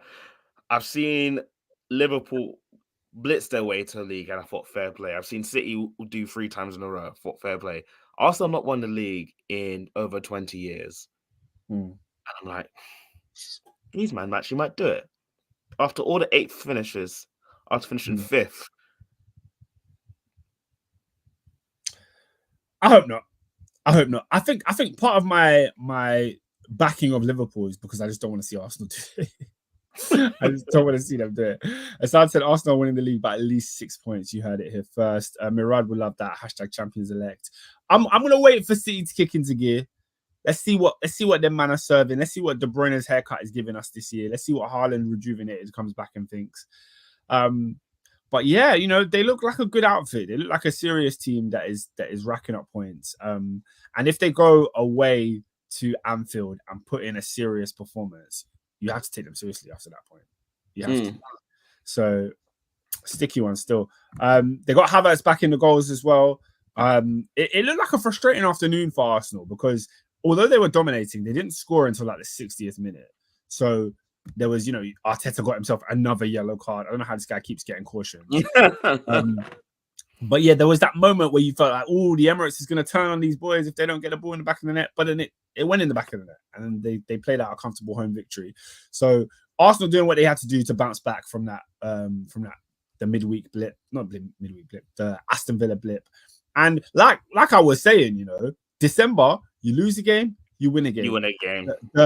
The morale is going to shift so much in all of our teams. You're going to lose a game, and it's going to feel like the worst moment in the world. Then next week you win, you know. So it's as simple as that. Assad says, ever since Pete said give him 2 years, Kai has stepped up. 2 years is crazy. 2 years is crazy. But yeah, is anything more on this game, Robin? No, not really. It was a bog standard, really. A bog standard Arsenal win. I think I'm just looking forward. Adrian, anything to add on Arsenal? You know what? I think. I guess it's just sort of the point I sort of alluded to earlier. But I think if I'm an Arsenal fan, 23rd of December, I've got that date marked in my calendar, and I'm thinking to myself, right, here's an opportunity for us to lay our marker down. And also, if I'm an Arsenal fan, I'm looking at Liverpool and I'm thinking they're not that good. Like, there was times where United could have got through us, but they just didn't have the quality to put through the final ball. So if I'm an Arsenal fan, I'm sitting there and I'm thinking to myself, we've done it. We've beaten one hoodoo team in Brighton. Havertz is starting to offer something. Jesus for me, Jesus is quality. Let's see what they can. Let's see if these guys are the real deal. So yeah, if I'm an Arsenal fan, I can't wait. I can't wait for the good times to keep rolling. Endo says Liverpool 2, Arsenal 0. Bookmark this. Hey, we will be there. We will be there. And it also says, I think Arteta are going to come with the must not lose approach. Yeah, look, Van Dijk, get ready. Get ready for another team that comes to your ground trying not to lose. Because I think that's what Arsenal would do. And You reckon? I think it would be foolish. I think they'd be foolish to do otherwise. It's not a game that you have to go and win. Bear in mind, they didn't lose last season. True. Yeah, but but that was different. That was different. No, I mean, fine. Obviously, they had to win. They had Pep Guardiola breathing down their neck. That's a different story. And they went 2-0. I don't know, man. I think it's more or less the same because that's the scenario that they're in now. In the sense, I just think we're further away. Like we're further away from the title yet. I mean, sure. It's December, man. I know, but I still think December. This is a pivotal moment. You know, we talk about that Liverpool City game. That was January the 3rd. That was Peter's birthday. But we pinpoint. Tell me what happened in March or April that season. I don't even know what year you're talking about. 18-19. When Stones cleared it off the line. Yeah. You're saying that's the game that you lost the league. Is that what you're saying? Well, essentially, that's what it boiled down. That's what it boiled down to be. Endo says, Adrian, we battered Arsenal in the second half last season at Anfield. Yeah, look. After Arteta was moving mad and rattled the crowd. Yeah, stinker. and did all that. Oh yeah, I'm gonna get JBL speakers in my training ground to recreate Anfield's atmosphere, and then he made the atmosphere louder by arguing. Yeah, because he got caught up in it. Yeah, and Xhaka too. I saw Xhaka fouled someone and then just got the crowd upset. Yeah, man, crazy times. But Anana said he felt nothing. Let's move on. Another team in London that won on the weekend, my boys, Chelsea. 3 points. Okay, guys, it felt like such a relief. Such a relief to win a game. Because this was a game of two halves, as I like to say. A game of two halves, but a game of one team. Like, let's first of all, before we get into the mighty Chelsea, let's talk about, the team that fills up everyone's senses, not turning up. Chris Wilder came here. I know he came here for a paycheck and nothing else. Yeah, because I didn't see Sheffield United. I didn't see a team. It was basically Chelsea against clones. Like, we were out there playing against ourselves, and it was a matter of, can we get the ball in the net? It was like headers and volleys. That's what the game was. But first of all, before I get into the game, I want to talk about the team sheet that came out first. Yeah. Mauricio Pochettino, he was bold. He dropped one Enzo Fernandez, and we went with a midfield of Gallagher, Caicedo, and then Cole Palmer in the 10. Taha says Super Cole Palmer. And there was a lot of talk because obviously people were saying that Enzo has been rested, and I just didn't want to believe it. All of the journalists were saying Enzo's been rested, and I thought to myself, hold on. We've lost to Manchester United, Enzo in the midfield. We've lost to Everton, Enzo in the midfield. Coming off in the 60th minute, Enzo came off. We don't play midweek. All the other teams were playing midweek, yeah? We didn't play midweek. Now Enzo's rested. That just doesn't sit right with me. I'm sorry, like, Pochettino was on the chopping block in this match, yeah? The title of the last podcast was the chopping block because Pochettino had lost 2 back-to-back, yeah? So coming into this, if you dared to lose at home to Sheffield United, the writing could have been on the wall. If he got sacked after that, nobody would have complained because it's disgraceful form. But my point is this. I don't think you rest Enzo Fernandez in a must-win game. I think if you want to win, you play the best midfield to win. And he genuinely felt like Enzo was not part of that midfield for that day. And that's okay. That's okay. As in, it's not okay. But I think that's just the reality that Chelsea fans need to accept. That's the reality that Chelsea fans need to accept. What's not okay is the fact that Poch does not know who that best core midfield is, and how do we get through that. Assad says, I didn't even care about this game too tough. My focus is on tomorrow night, big game of our season. No, it's not. Like, it's the League Cup game against Newcastle. It's not. It's the League Cup. You're not feeling the Energy Cup. No. the League Cup will never be the biggest game of our season. Even if we're in the final, It's not the biggest wasn't- game of your season. it wasn't the biggest game of our season. It's the winnable trophy. It's a winnable trophy. That's great. But if Poch can win that trophy and still get sacked, it doesn't change much. I hate that. You could get sacked the next week. Literally. Yeah. So what are we doing here? Like, it's not that big a deal. But a must-win game nonetheless. But anyway, going back into the game, Chelsea definitely in the first half were poor. Struggled to sustain attacks, struggled to link the front three. It was a front three of Sterling, Mudryk, and Jackson, and they all were just a little bit disjointed. Mudryk kind of just does his own thing. Mudryk is like a bit of a nitty. Like he just does his own thing. He's not joined up with the play. Jackson is very good at joining the play, but he lacks quality. So there's that. Sterling. We all know who Raheem Sterling is. He can be the most frustrating player in the world, but he's also quite efficient and good. So in that first half, we were just running around. The only good player I would say in that first half was probably Caicedo. He was probably our best player in the whole game alongside Cole Palmer. Nice. But Palmer wasn't good in the first half. The team were just disjointed trying to figure it out. But like I said, Sheffield United offered nothing to come back at us and make us feel like anything was going to change.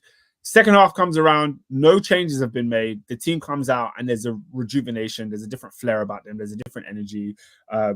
They're making more chances. They're creating clear-cut chances. And I think in the end, in that second half, we could have scored about 4. We ended up scoring 2. First one was a goal from Cole Palmer. And his ingenuity is just really good. One thing I do have to credit Poch for is that he switched up the play. So when I said we started with Palmer in 10, he moved Palmer to the right. And what that did was just it just dragged the focus away from the middle of the park because he was getting drowned out there. Couldn't really stay on with the ball. Then when he was on the right, he had space to actually do stuff and he would dictate play from there. I swear, this kid has a brain that is better than anyone on our team, attacking wise anyway. He gets the ball. He doesn't rush. He pauses. He waits. He tells people where to run and he makes the play. It's crazy. A goal and assist and he's looking like our best player. So that's really good. Go on. And I'm not obviously speaking of looking at your best player. Obviously, you've signed a multitude of young. I'm even going to use the word talent loosely. This is just a collective term to describe them. Illegal players is what they've done, and with these death row contracts, legal. The Premier League made these contracts illegal. They're legal. They're legal now. No, not at the time. It's not legal. Listen, yeah, it's illegal to buy players in February. That doesn't mean it was illegal in the January window. Yes, it was legible when we did it. It's illegal. It's not legible now.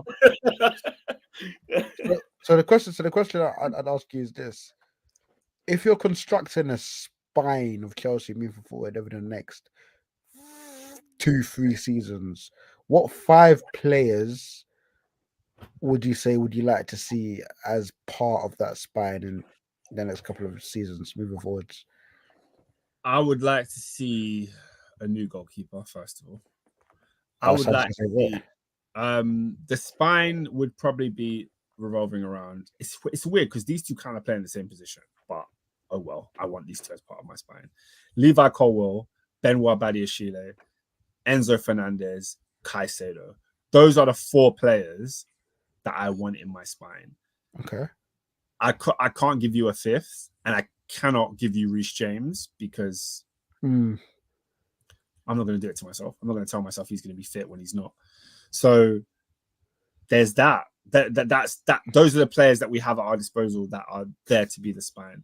The other players are supposed to grow into their roles, like a Nicholas Jackson, who, goodness me, annoys me more than anything. Mudryk, who is just cut ties. Cut ties with who? Mudryk. So it's cut ties with Mudryk. Is it cut ties with Jackson?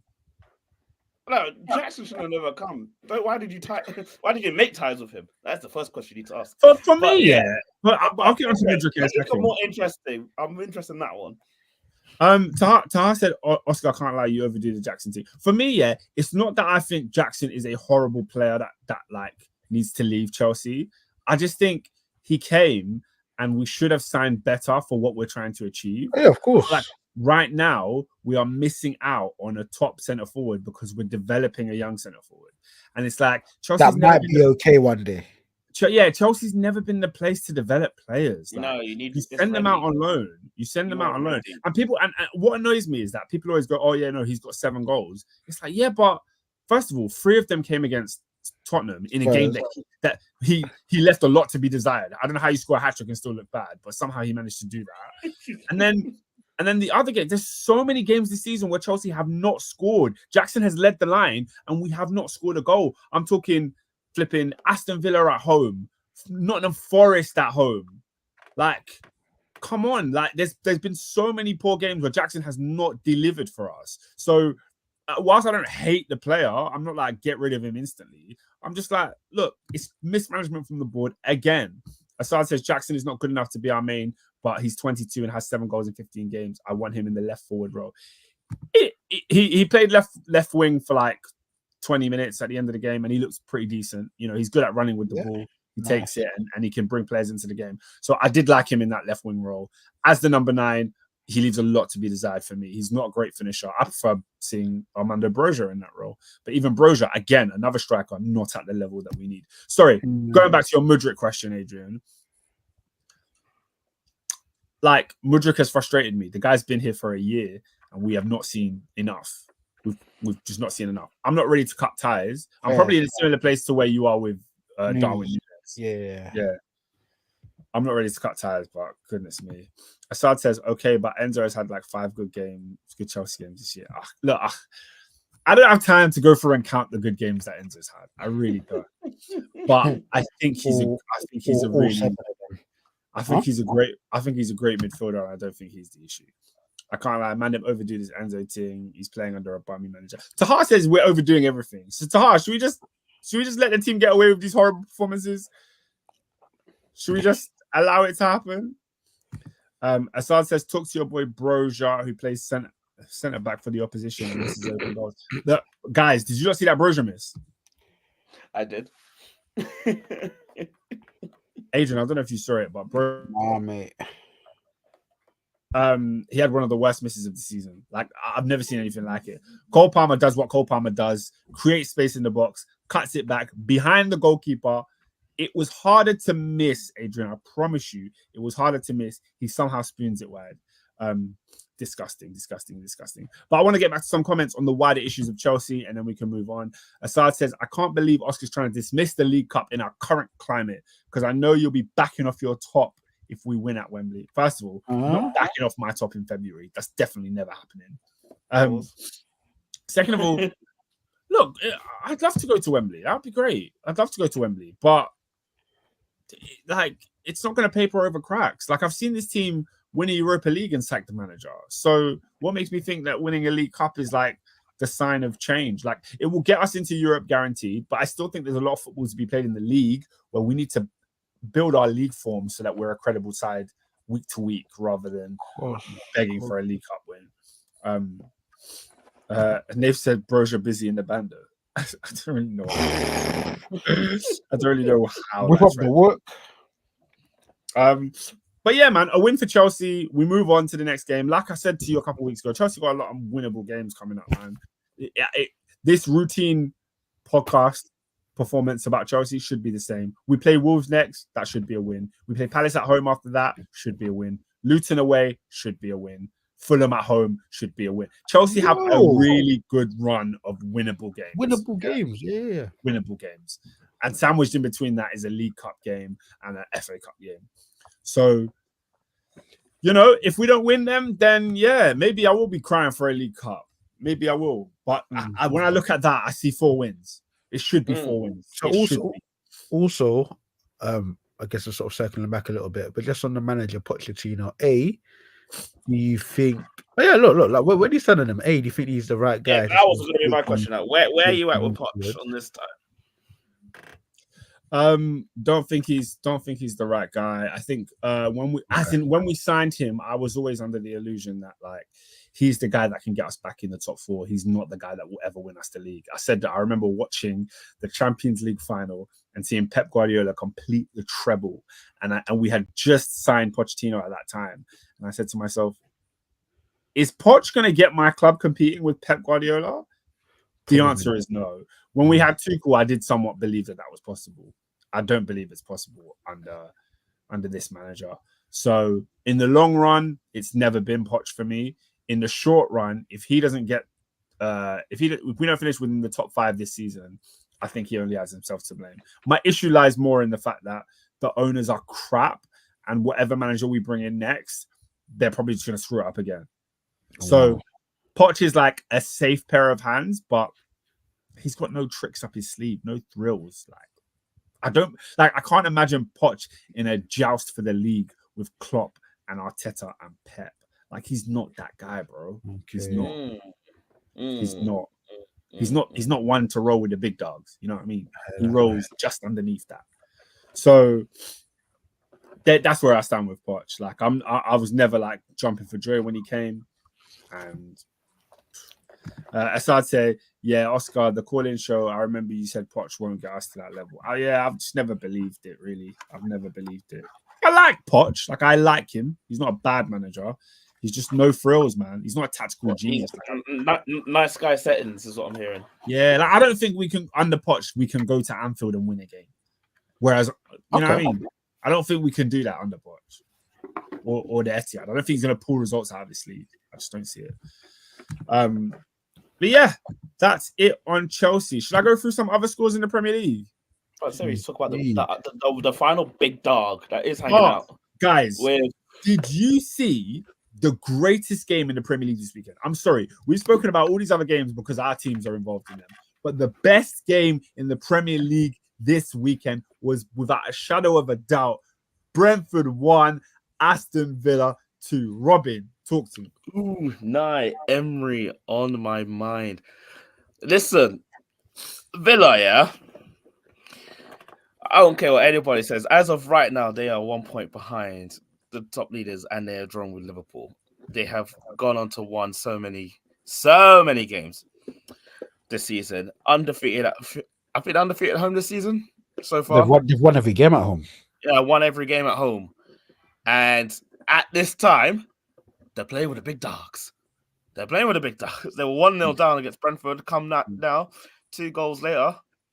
What can you say? Some people might say this is the performance of champions. Oh, he said it. Would you say that? yeah. Would you say that? I said some people. I might be some people. I might not be. But yeah. But yeah. Okay.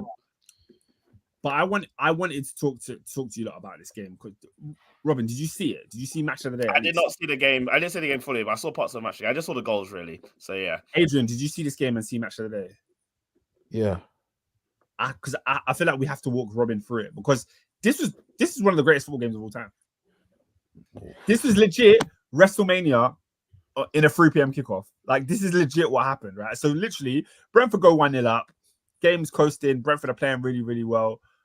Okay, we move into the second half. First of all, Ben Mee with a disgraceful challenge. Stud showing, legs up. He tried to murder Leon Bailey. I did see this, yes.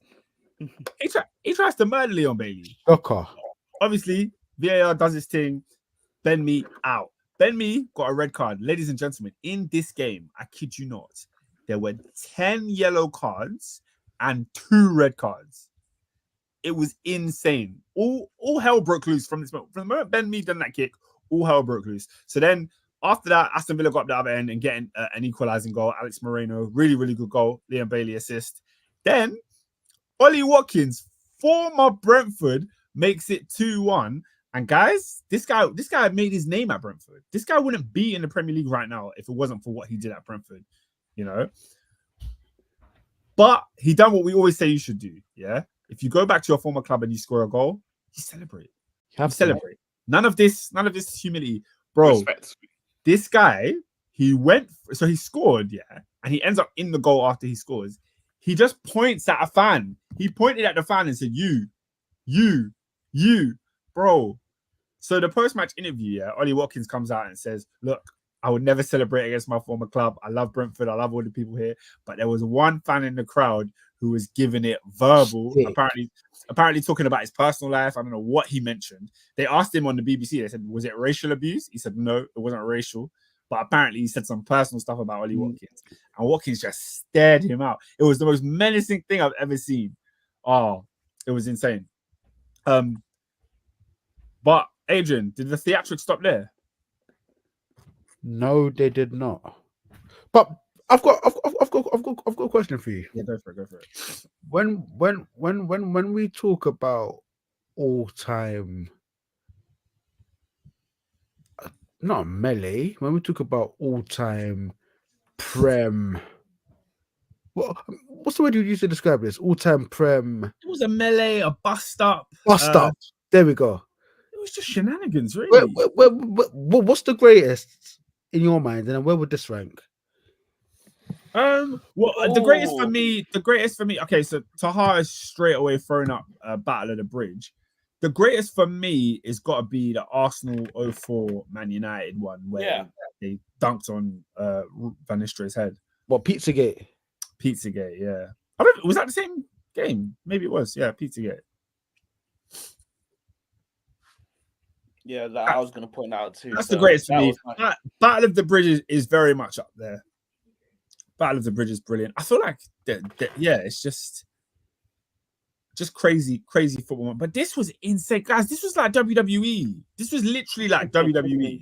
Like, first of all, you got Morpie. When it's 2-1, Brighton are now chasing the game. The ball goes to Emi Martinez. Morpie. No, first of all, sorry. Let me rephrase that.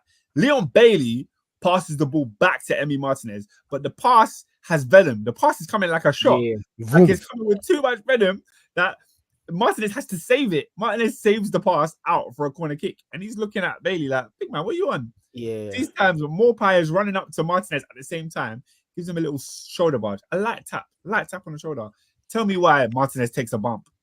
Like Martinez throws himself on the floor. Some theatrics. Then the same thing happened the other way. Morpie's just standing up. Martinez puts a hand on him. Morpie throws himself to the floor. Big melee comes out. These men all start swinging. They all start fighting. But Abubakar Kamara then gets shown a red card for putting his hands on someone's throat. Neil Morpie yellow card. Onyeka yellow. Van Hel, Emilio Martinez. Bro, everyone got yellow cards, bro. Crazy game. If you ain't seen it, that game alone is worth going back on Match of the Day 2 and watching, because it was just carnage, bro. It was definitely carnage. Nave says Emi Martinez ain't on smoke because when Colin stepped to man, he wasn't on nothing. That's very true. When it all kicked off, Emi Martinez was not on anything. He was not on anything. But that's just his character. He's a slimy heel. He's like Alberto Del Rio. Like he gives it all of that. But when it's time to get cracking, he's falling to the floor. That's his gimmick. Yeah, no, you're right. He's proper heel, proper like what's my man's name? Dominic Mysterio. Proper that vibe. All right, let me go through some of the other results. You lot can shout out. Let me know your feedback on these games. Friday night football, we had Nottingham Forest versus Spurs. 2-0 win for Spurs. Good performance from them, Good performance. What do you think about the Ange ball continuing on?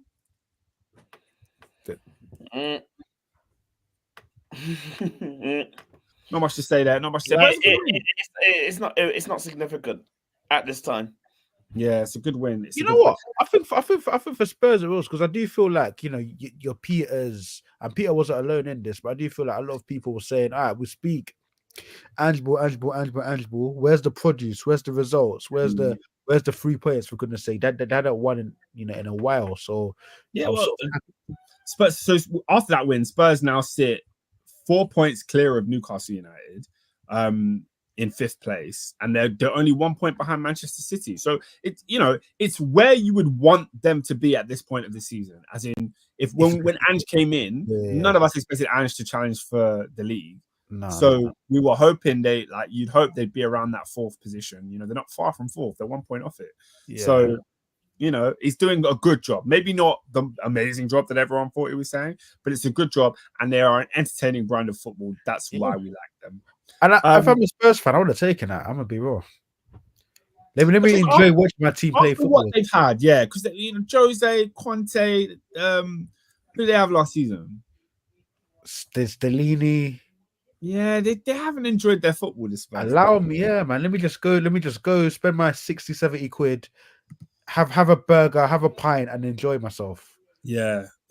And what I will say, Kulusevski, what a guy, man! Excellent assist, excellent goal. He seems like he's getting back to his form. That's his best. He's a real industrious player. Like he's just gonna force his way to get things done. Like he's just one of them guys, man.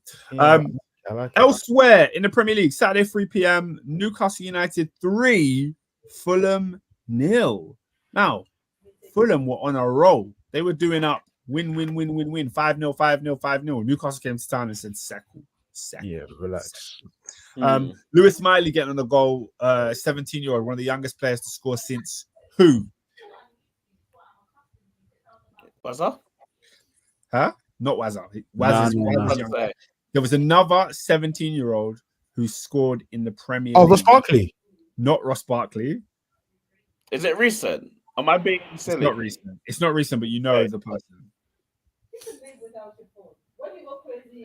The only name that's coming to my head is like Matthew Brigg. Nah, he didn't even score. Hey, it's a proper. James Vaughan. Not James Vaughan. It's a proper football quiz question that when you hear it, you're gonna be like, "Raw." At least give me the team. Give me the team. At least give me the team. I can't give you the team. Hey, the team makes it obvious. Can you give me a year? I want to say 2009. A 17-year-old. Or 12, maybe 12, 11. I don't know. I don't know. That's a lot of years. He scored a late winner against Aston Villa. That's all. Oh, okay. I know. Who? Hey, Robin, you should be all over this. Robin, come on. This is your guy. Am I being stupid? Manchester United. Think about it. 08, 09 season. Manchester United player. 3-2. Came off the bench. Kids won you the league. No, it can't be him. It is. So.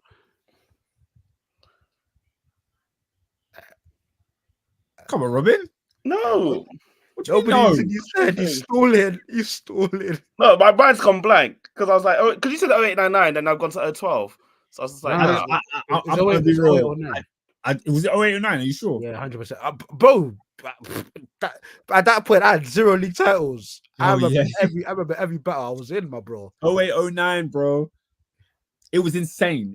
Aston Villa takes the ball on the turn, bang, falls over on the swivel, Stretford end. I cannot remember this game for the life of me. Okay, the answer is shout out to Nath. Nath got it. It's Federico Makeda. Do you remember Federico Makeda? I do remember Federico Makeda. Oh, I'm an idiot. I remember that goal. Yeah. I'm thinking, I was like, I had to go back and think. I was like, yeah. You can't remember Makeda and not remember that goal. Yeah, I had to go back and think, like, who was that? It's crazy how young. It's crazy how young man was, though. Yeah. But I didn't think he was 17. That's what I was thinking. 17? Yeah, no, he was. Yeah, he was a youth, bro. He was a youth. So Lewis Miley now, at Lewis Miley's age, he's older than Makeda was at that time. Okay. And Miley's a sixth former. Yeah, Miley's a youth, bro. So you think about that. That's a bit mad. No. Do you know what's the craziest thing? I found out that, I saw on Twitter the other day. What's that? You know, Champions League final 2011? Yes. Yeah, Wembley. Busquets was 19, bro. What? Yeah, but man, crazy. That's insane, bro. Crazy. Adrian. I don't want to think about that final. Yeah, I wouldn't. I don't blame you. Yeah. Adrian, Endo would like to know your thoughts on Jack's treatment of Denise. I have to be honest with you, bro. I'm like a month behind, but I'm guessing what you're talking about when man was with Stacey. That was inevitable, bro. But hey, drop me a name. I don't want no paragraph. I don't want no hypothesis. Who is dying on Christmas Day and who's delivering the fatal blow? That's it, Endo. Yeah, but anyways, yeah, man. I need to start watching EastEnders this week, man. I need to be there on Christmas Day. I need to. I was at 09. My bad. Yeah. Apparently the Busquets thing was in 09. Endo says, speaking of Champions League final, this is the worst round of 16 draw I've ever seen.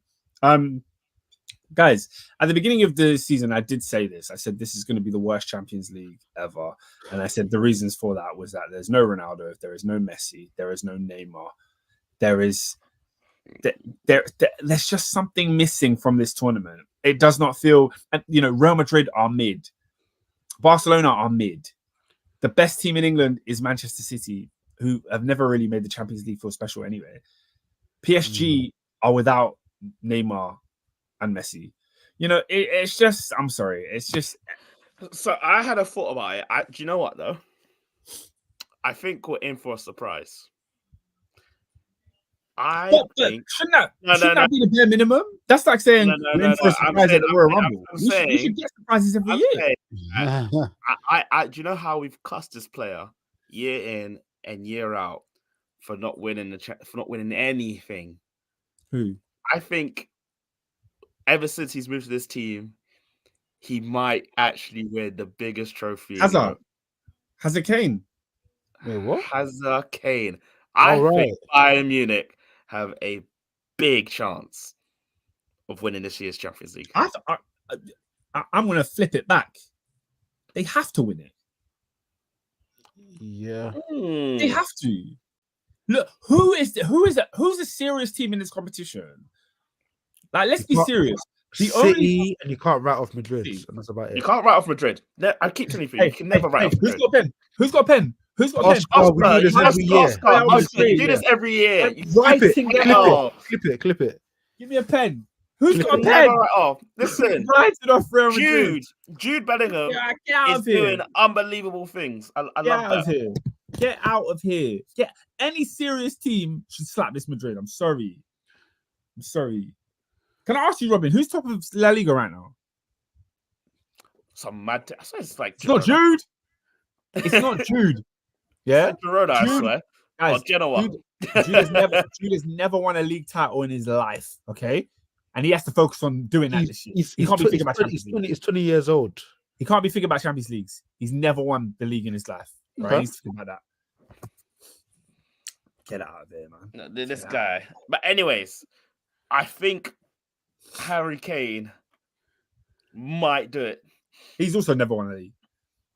He's never won a league, but he might win a Champions League. Got two scrubs leading the line in the Euros, man. Don't do Kane like that. Don't do that like that. I do think the reaction to the round of 16 draw has been a little bit harsh. I think the round of 16 is never that exciting. Yeah. People are like, oh my gosh, how come this team? It's like, come on, there's always bad teams in this round. And then in the quarters it will be good, in the semis it will be good. I just don't think the height of quality is there for what we expect the Champions League to be. But who am I to talk? I'm a Chelsea fan and my team didn't qualify. So yeah, I can't say nothing. Moving on, the Sean Dyche Classico. How about it? Burnley 0, Everton 2. I saw a tweet that made me cry with laughter. Someone said, "Can you imagine Sean Dyche going back to the house that he built and watch Burnley try to play out from the back?" Are you mad? I was gonna ask, hey, is Sean Dyche? Is he a man of culture or is he like pure-blooded English? Because I want to know what the words he said post-game about Burnley. And what did he say? No. I'm just asking, what is he thinking about what Vincent Kompany has done to his Burnley? What? I need to know. Is he a man of culture? Look, a couple words that I said on this podcast. That's what I'm thinking. Burnley dominated possession, more shots, more touches, more passes, lost the game 2-0. Sean Dyche is looking at these guys like idiots. He's looking at them like idiots. If it was anybody else, he'd be turning over in his grave. Yeah, I know, right? Sean Dyche was at the training ground in shorts today. That's the kind of man that Sean Dyche is. And then the other game that we have in his hands. There's a cup of Bovril. Okay, guys. We've been asked the question. And we have to answer it. Murad says, "Can Arsenal win the Champions League?" No. I'll be honest with you. They'll make it far. They're one of the strongest sides in the competition. I think they'll make it quarters. They are quarters ain't far though. quarters. They won't make the quarters. They'll be beyond the quarters. Yeah. Oh, What, are you it's saying last just four? after this group, after this round? Yeah. Like as in you've seen. Oh, Because here's my question: what team beats Arsenal? What team knocks Arsenal out? I see Madrid doing it. I see City doing it. I see Bayern doing it. Arsenal. I promise you this now: if Arsenal come up against Real Madrid, they'll beat Real Madrid. Yeah. I don't know. Bayern would beat them. City would beat them. That's it. They'll beat PSG. Arsenal will beat PSG. Oh, sorry, guys. I forgot. What? I forgot. I'm sorry. I forgot Arteta in Europe's a bozo. I forgot. I forgot they go out the Europa League every chance they get. I forgot. I remember they they're not the whole Lons thing. I was like, what are you doing there? But yeah, that's a light one. That's a light one. When all the lights are on, it should be a different team. But I but are you asking me? Can they win the Champions League? They'll go far, but I don't think they're winning it. I think they can win it. Actually, I take it all back. They can't go to the Bernabeu and win. They can't. Yeah, Oscar. Yeah, Oscar, I was about to say. I don't know what you're on about. Take it all back. Take it all back. Murad says, I think Arsenal, in the manner that we play, can tussle with Madrid and Bayern. Look, it's great to tussle. Everybody loves a tussle. But you either win or you go home. So which one are you doing? Murad says, sorry, have we spoken about Killer Kai? Why would anybody want to speak about Killer Kai? He's not a killer. Yeah, Assad said, I think City and Madrid can beat Arsenal. Okay, Arsenal draw PSG in the next round. What are you lot saying? I fancy Arsenal. You fancy Arsenal? I fancy Arsenal, but it's not a walk in the park, if that makes sense. Assad says Arsenal away from home aren't beating any of the big sides. They have to make the Emirates a fortress in the Champions League, which they can do. I feel like they don't have the firepower up top for Champions League. I feel like in Champions League you need a gun man. You need at least one gun man, and I say that supporting a team that didn't have one, but you know. Crazy. Assad says, guys, you see how we're talking about slander names last week? The other day on Twitter, I saw someone called Kolomwani, Rwanda, Congo, Mali. That's crazy. Oh my gosh. Rwanda, Congo, Mali. Oh, yeah, because his name's Randall. Oh, is it Randall? I didn't know that. Oh, yeah, Randall. Of course it is. Yeah. I give that a 7. It's a good. Yeah. It's a good slander. Mirad said Arsenal will win the UCL this season. You also told me Arsenal will win the league last season, and that hasn't happened yet. So let's bro. Let's deliver on one promise first. Yeah, Murad. I don't even read. You know, like some people, where they just laugh at anything. So, because you laugh at anything, what I'm saying now, I don't even feel funny because you just laugh. You just predict Arsenal to win everything. So how do I know? Yeah. Wow. If one of them stick, you say you told us, but I need you to apologize for the league last season, the bottom of the league. No, actually, you're not wrong there. We haven't had enough of an apology from Peter or Murad on that situation. David said City versus Real Madrid or Real Madrid versus Bayern final. You guys believe in Madrid? I could see a City Bayern final. Listen, you never ever count out Real Madrid in the Champions League. Never. There's no Benzi, bro. So that's a big deal. No, so that's a big deal. It's from okay. The final game of the Premier League is West Ham 3, Wolves 0. We kind of touched on it earlier, but Mohamed Kudus and Lou. Yeah, man, he's settling well. Yeah, and Paqueta as well, just looking really, really good for West Ham United. Interesting stuff, man. Interesting weekend of Premier League action. We were blessed, I think. We had a lot to enjoy. But the football does not stop. It continues. So I'm going to run through some of the fixtures, and I want you guys to just tell me who you think is going to win in the next coming games. We've got a couple of early games. So Thursday, Palace versus Brighton. That's the derby, right? Yeah, the M23 derby. Right? Yeah, that's apparently that's a more serious. Yeah, that's more than football, Robin. That's more than football. That one. Well, that's more than football. All right.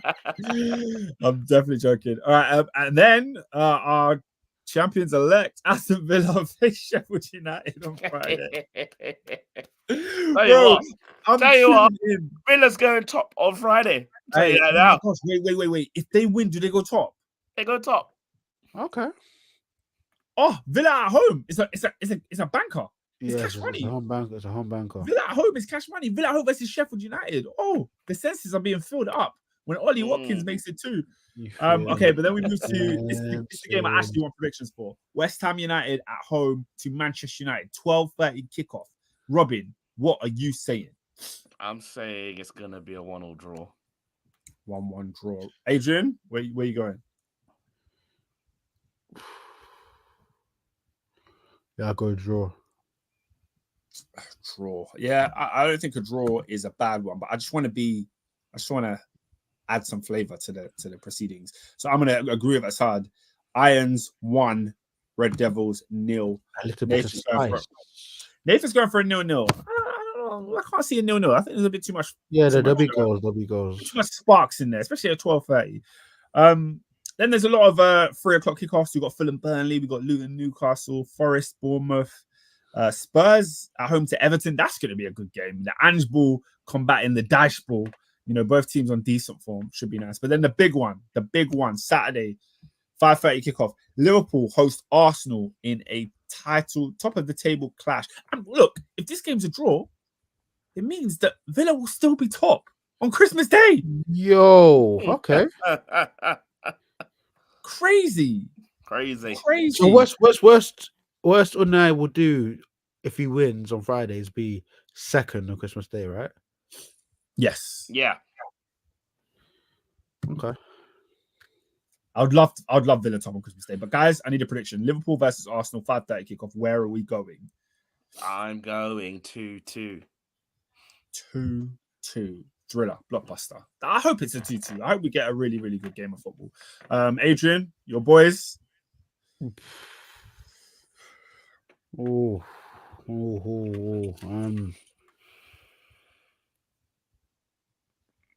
don't know. I think a draw, you know. Mm-hmm. But it's crazy because two sides of my brain, the one hand is telling me, yeah, Liverpool got to win this, and the other part is telling me, yeah, but Arsenal are good, man. Like they're coming for the title. Like they got a point to prove. They got the bit between their teeth. They want to do you lot something. A draw. I want to go draw. I think draw is the most sensible median between those two thoughts. I don't know what's possessing me to say this, but I'm gonna go Liverpool win. I think a 2-1 win. What did you say? Yeah, you're right. Spot on. Because there's nothing. Is that all it is? There's not much about this week that's made me think that Liverpool are gonna win the game. There's nothing there. That's a bit concerning, Oscar. I'm gonna be real, man. I'm just saying it. Yeah, I if I'm being truthfully honest with myself, I'm leaning more towards a draw like yourself. The draw seems the most likely. And this draw at home would be a disgrace. I can't lie. At this point, I'll take it. But what I would say is, draw is a bit of a cop out, right? Okay. So let's. I think all three of us predicted a draw, right? So if we can lean one side or the other, Arsenal, Liverpool. I'm leaning Liverpool. I said it earlier, and I meant what I said. I cannot see a world in which Arsenal. I can't lie to you, man. Yeah, look, Endo says it best. Arsenal haven't got it in them to win at Anfield. They don't have that. I don't know what it is. Is it the dog? They don't have the dog in them. They don't, or at least they have to show it to me. Okay, they have it. Wouldn't you not say 105 million pounds? Captain Declan Rice gives them some of that. You know my feelings about Declan Rice, yes. Yeah. But Declan Rice alone does not have the quality. I can see it just being like, it's like, who's gonna lick a shot? You know what? You know what? I don't know if I've ever done this before on Top 4 podcast. I need to be objective. I need to be objective here. I think Arsenal win this game. Arsenal win this game. I do. Oh my gosh. That's a first. That's a first. Arsenal Wow. win at Anfield. Yeah, I do. Guys talking, bro. Oscar, Together, man. Oscar. No. 2 Put pods yourself ago. together. No. Pull 2 yourself pods together. ago, he was telling us there is no if, buts, or maybes. There's absolutes. Liverpool are winning this league. They're winning the league, and now he's saying, "Oh, I think we lose to a team that's 1 point ahead of you." By the way, you know Arsenal have lost more games than you this season. Do you know that? Yeah. So why are you here crying and cowering? No, it's not Karen. It's bro. Like you can't just be blind faith at the end of the day as well. Like you gotta look at the different factors. You gotta look at what's riding in the game. You gotta look at how both teams are coming into the game. You gotta look and you gotta say to yourself, hang on a minute. This Arsenal side, in my opinion, have a really, really good chance. Their best chance in the X amount of years since they last won at Anfield to lay a marker down and land a major blow. Crack Liverpool right in the jaw. I think Boom. you're saying that based on your doubts about Liverpool rather than your excitement. I don't think I doubt. Maybe the United game. I don't think Arsenal have given you enough to fear. Mm. Bear in mind, like guys, remember Arsenal going away to Arsenal away at Villa. What was that? Arsenal away at Chelsea. What was that? Like a lot of the games this season, Arsenal have not gone in and said, "Yeah, this is the performance of champions away in the big ones." I know, but Arsenal away at Newcastle. What was that? So, like, to look at these games and think they're going to go away to Anfield and do the same, I don't see it. Oscar, do you know what it is? I can't escape that first 35 minutes. I just can't. But they're not that team anymore. Look at the performances I just named. What was the first 35 against Villa? What was the first 35 against Newcastle? What was the first 35 at Stamford Bridge? I mean, why aren't they the same team? I don't know. Like it's them, bro. It's within them. No, but that because last season they would come out of the blocks hot and just run at you in the first 10 minutes, and you know you felt the youthful exuberance of Saka, and Martinelli was bagging double figures in the league. Martinelli's been poor this season. Yeah, he has. And you don't know me. I'm a Martinelli guy. Like I like him, good player. But he's been poor this season. He's not been running like the same. But bro, if he's played in 1-on-1, do you bet against him scoring? Yeah. Oh, you do. He hasn't been finishing the same way. I don't know. I just feel like Anfield. I don't know. I feel like the Arsenal collectively as a group, they would have looked at that game. They would have mourned over that game. They would have mulled over it. They would have said, "Right, we are not league champions because of this game in particular." For me, like when the league fixtures coming out, you look at your North London derbies. Maybe for historical reasons, you might look at your Manchester United game. You might look at the City, because I guess City won the league last season, and then you probably look at that. When are we going away to Anfield? Can we right that wrong? Because ultimately, if you strip it all back, it's like you know in wrestling, right? Yeah. Where somebody will have like a 30-minute classic, but then there's always the time where I try to do the other guy's move. So Cena was in the match against The Rock up until he tried to give The Rock the people's elbow, and it cost him. It cost him everything. So the next year, he made sure not to do that same thing that cost him the year. The worst year of his life. Brother. He did it. He maybe won like 4 pay-per-view matches all year that year. He lost to Villa and United. Brock Lesnar came and slapped him up. Hey, it was crazy. I love wrestling so much, man. Endo says, if you actually think we lose this game on the back of a disappointing result at home just before Christmas, you're off your head, Adrian. Even the keeper, Adrian, has more guts than you. Hang on a minute. This is the guy that's been running away from league title allegations all year. Yeah, he's been ducking it. But because I can give a genuine prediction, I'm ducking away. Mental. But the man said, I just look at all the omens, and I feel like if I'm an Arsenal fan, I'm buoyant, and I'm saying to myself, let's do it. We should have done it last year, and we should have moonwalked to the league. We were 2-0 up. Liverpool could have laid a glove on us. Xhaka got in Trent's face. That's what he done. He got the crowd up. So now let's learn from this mistake. And in my head, I'm thinking these Liverpool fans, these Liverpool side, they're not that good. If I'm an Arsenal fan, I'll be cocky, I'll be arrogant. I'll say we could go machine for machine with this Liverpool side. That front line hasn't been slapping like it should. It hasn't. It hasn't. I think we'll all owe Darwin Núñez an apology on Saturday night. That's what I think. Wow. Listen. I hope so. Wow. Nobody will celebrate that goal more than me. Yeah. Robin, we're coming. Just wait. I'll be there. All right, boys. I think that wraps it up. You know, it's a nice, interesting debate. No awards. Oh, my bad. No sorry. I went to the predictions before I even went to the awards. How did no one call me up on this? I didn't.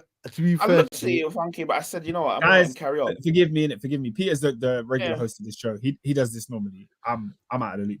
Mirad says, Rice at the double, Saka with an early goal, 3-1 to the Arsenal. All right, who is goal of the week, ladies and gentlemen? I think my first pick would be Mohamed Kudus. His first goal was really, really good. Really good. I'm trying to think if there was any other goal that really stood out to me. Adrian, anything springing to mind? Oh, Kudus was an excellent finish. The only goals I didn't see the Newcastle goals. So I don't know if there was. Oh, Kulusevski's goal was dope as well. Was it? Yeah, I think so. I just thought Turner, man. Yeah. That he's not that guy, you know. He's a bad keeper. I think when Forrest came to Anfield, I asked Peter, where did he find this guy? Yeah, he said some suburb in America. Yeah, but my vote is Mohamed Kudus. Where are you guys going? Yeah, I agree with you. Mohamed Kudus wins goal of the week. Who is your player of the week? Kudus is another shout. 2 goals. I was say he's got 2 goals. Paqueta, however, 3 assists. I was just. Cole Palmer got a goal and an assist. I mean, you said he was dead, though, innit? No. He was the average first half, really good second half. Dead. But he's impactful, man. He's quality, you know. Like he's in the final, he's decisive, man. He makes it happen. He's so tapped in. Like when you watch the game and you see how much he's better than all the Chelsea players, it's weird. Yeah, and he's 21.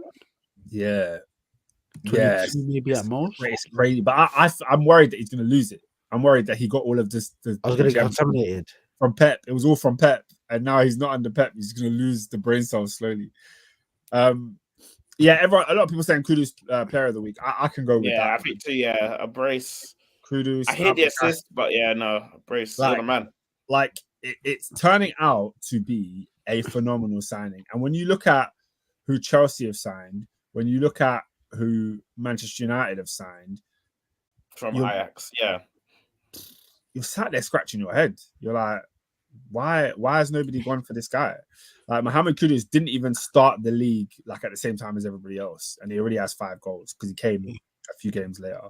5 non-penalty goals. So big up him. Bro, I just looked at the goals. Yeah, I've just seen something crazy. Okay, Erling Haaland is top goal scorer on 14. Yeah, second is Mohamed Salah on 11. Can you tell me the 2 players that have 10 goals this season? Watkins must be 1. Yeah, but Watkins ain't 1. Watkins has 9, so he's 1 less. He's not. Yeah, but to say, I was like, Watkins has got bare. There's 2 players in this league that are on double figures. One of them you should be. Is it Son? Son is 1. Yeah, Son is the one. Yeah, I was about to say Son. The other one has confused me because I don't think I've seen. Like I know they've been scoring, but I ain't been paying attention. Don't tell me who I think it is. Who? Is it a young man from down the beach? Is it a beach night? It's not. Are you thinking Dom Solanke? Yeah, I'm about to say. Dominic Solanke has 9. I was close. That's a lot. I'm about to say, he's been scoring better. Although, speaking of Dominic Solanke, he did score this weekend. Unfortunately, the game was postponed. I didn't even get into this. I wouldn't want to talk about that now, but Yeah, At the end. Bournemouth Luton postponed due to Jared Bowen. Jared Bowen has 10 league goals, guys. Oh, wow. Jared Bowen. Because I looked it up to see Kudus, like how many goals he had, and I just see West Ham up at the top. I said, no way. It's like, raw, Jared Bowen. 10, bro. 10 league goals in December. That's shocking, man. That's mad, you know. I tell you what, Danny Dyer could have picked a better son-in-law. Yeah, you said the same. First European trophy, banging 10 the next. Come on, man. And for a player like him, I'm sure he's ended seasons on 10. Yeah. Bro, that must be his highest tally. He's probably got his highest tally is probably like 12 or something. Yeah. Endo says game got postponed, and I'm seeing people say, do I still get my Solanke points? It's a valid question. Adebayo is probably asking the same thing. You know? Yeah. Huh? Oh, come on, man. It's a time and a place. Oscar. Wait, what? Hey, you're Peter's brother. You're Peter's brother, man. Wait, Oscar. What? Wait. Oscar. Hey, you're Peter's brother. Oscar. You know I'm going to the VAR screen as we speak. That is foul play. I'm saying, like, fantasy's a game. Like, it's a foul game. Play. It's a game. I was very surprised the game got called off, though. Were you not surprised? No. Do you know what happened? He collapsed, right? He had a heart attack. Cardiac arrest. Oh, raw. Okay, I didn't know that. Wait, are you serious? No, I thought it was a head injury, like concussion.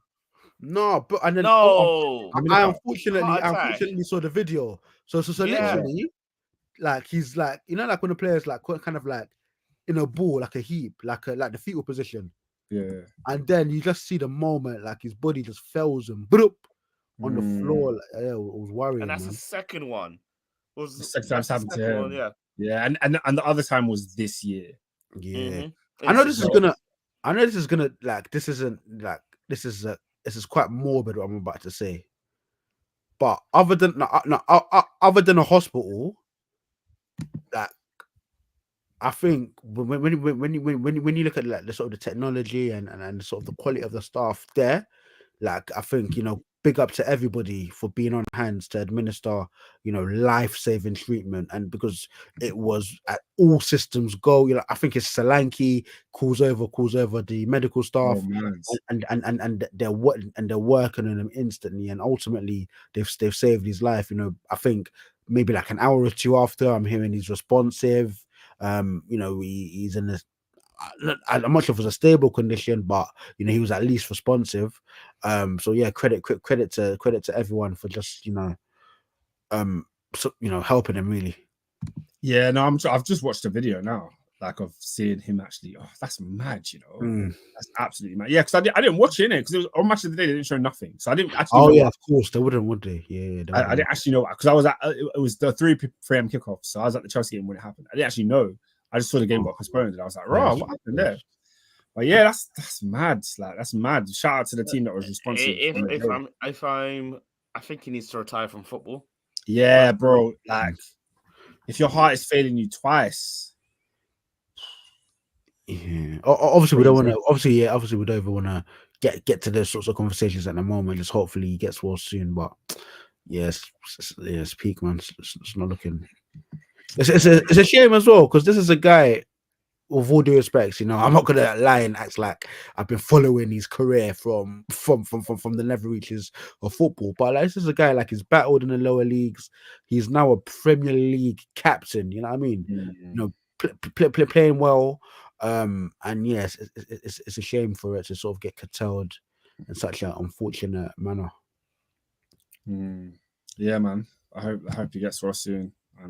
Sad news for Luton Town. Who is your team of the week, though, gentlemen? I think we might have a hat trick here. Oh, what's the hat trick? West Ham. Oh.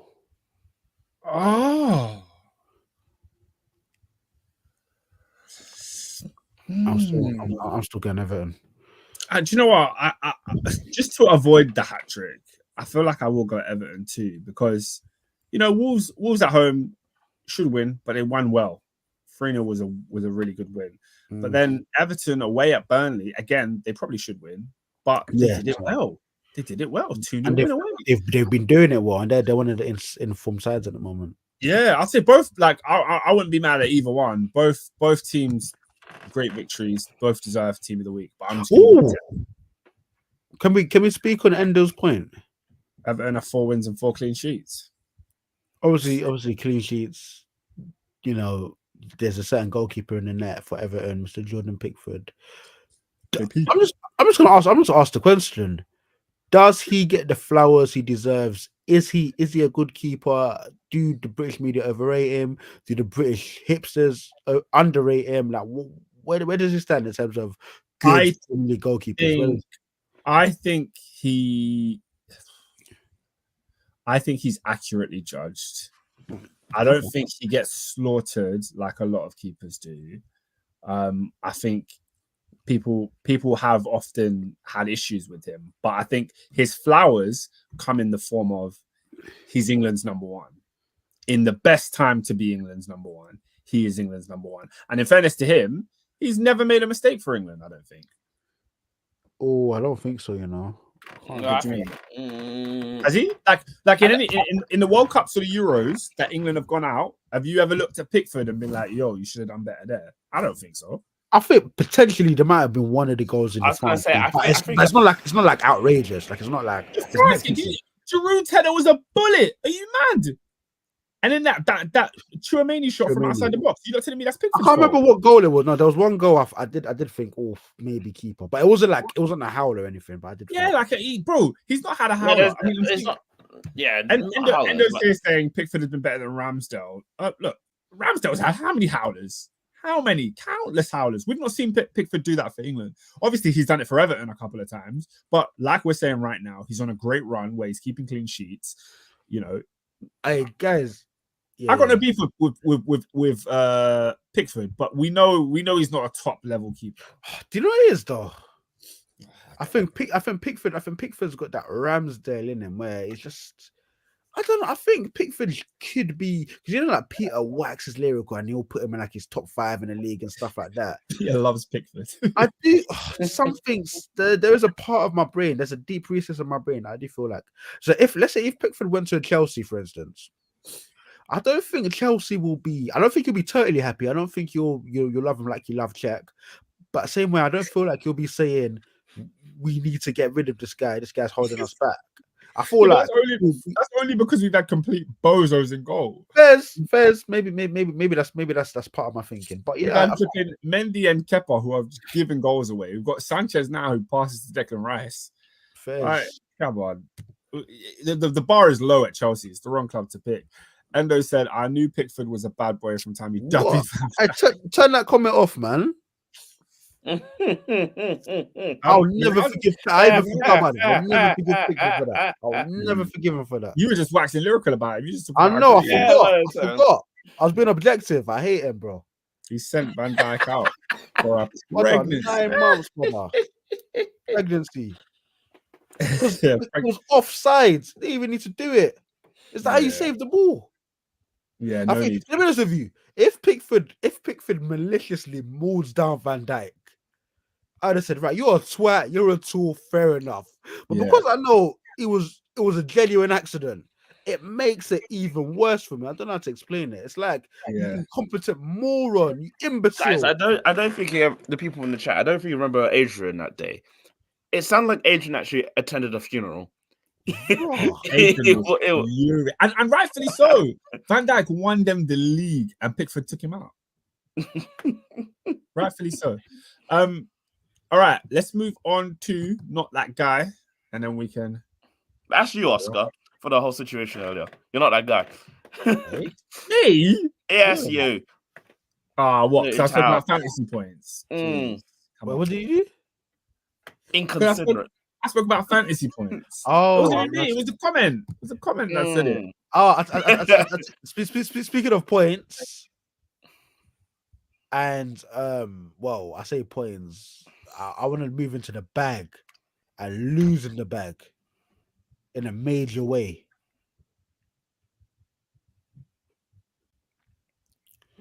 Jonathan Majors has been found guilty. Really? What's his name? Is it guilty? He's been now, bro. Guilty of what? He's been found guilty of assault The harassment of and the women. harassment. Nah, that's a bag fumble. He will no longer play Kang. Finished. No way. He'll no longer what? Play Kang. Not Kang. There's no way. Disney will drop him like that.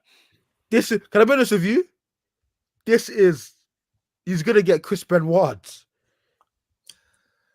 I can't lie. He was on course to be the next John Cena. Like his push was so solid. He was gonna be the biggest guy.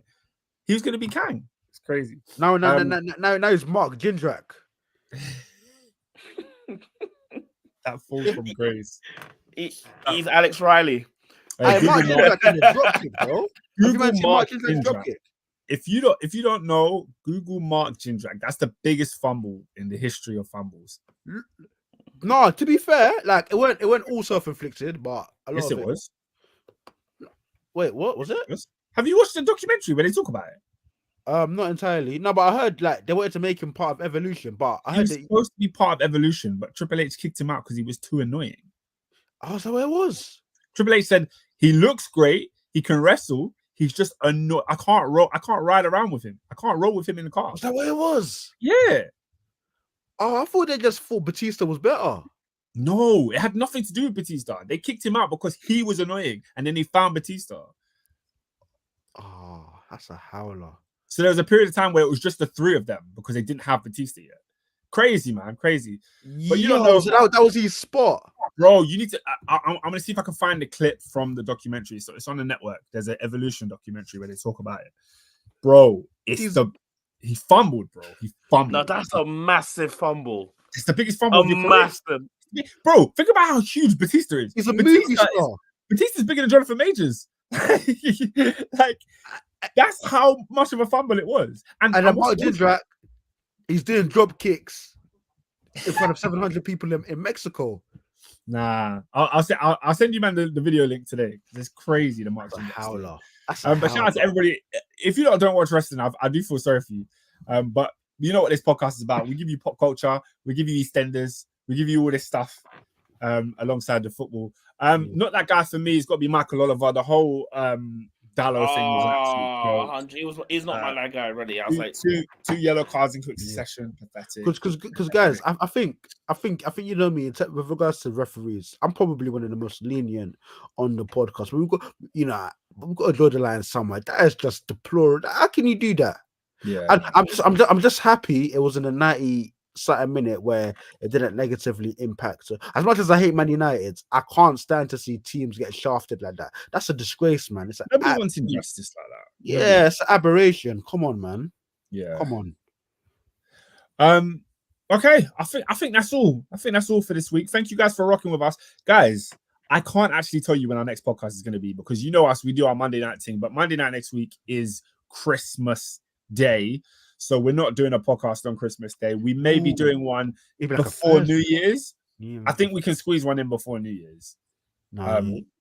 Possibly we'll have to figure it out. We'll have to figure it out. Shout out to Endo, says Merry Christmas. Yo, bro, Merry Christmas, man. Bless up Baraka. Love for all of you that have been rocking with us this year, man. We've had a fun time every single Monday with you lot. The comments have been flowing, and it makes the show 10 times better than what it would have been. Endo said EastEnders at 9:45. That's whose idea was that? Is it 9:45? Somebody told me it was 11. No, guys. I hear that still slightly. 9:45 is crazy. No, because 9 o'clock is prime time. Like people are still eating and drinking. Who is still eating? Okay, now I have to intervene and say, come on. Yeah, who's eating? Me. That has to be second plate. It's not first plate. It's not first plate at 9. It's a second plate thing. No, they're just being greedy, man. You know what I mean, the cranberry sauce over tastes nice. My family is big. What can I say? Yeah. Wait. Out of curiosity, how many men are on the Christmas table? Is it 14, 22? It's more than one table. Yeah, but how many? No house can fit one table. Now, how many people? Just for logistics. Logistics. to fit on the table that the house we're going to this year, you probably can fit 10, 11. No, but how many people are Yeah. eating, bro? How many people are eating? Eating. I Yeah. can't even tell you that. It's over 30. Over 30 people. Yeah, it's Oh, over some 30. of them. Yeah, Some of like I them. said, it's not my family is not small. Them banquets. So realistically, he is probably going to be eating at about 9:30. To be fair to him. No, because we have family coming in from out of the UK as well. So It's long. Yeah, it's long. It's long. You're not watching these Yeah. things. Because you know what that's funny? Why is England? What kind of destination is this? Yeah.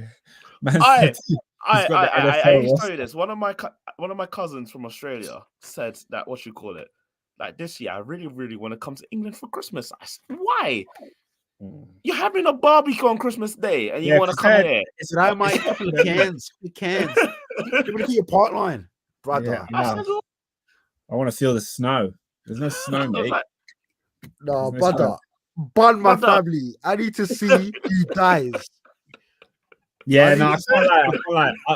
I love it. I love EastEnders on Christmas Day, so I will be tuning in. Also, all you man that are saying Merry Chrysler, Merry other things. Merry Christmas. Say Merry Christmas. Say Yeah.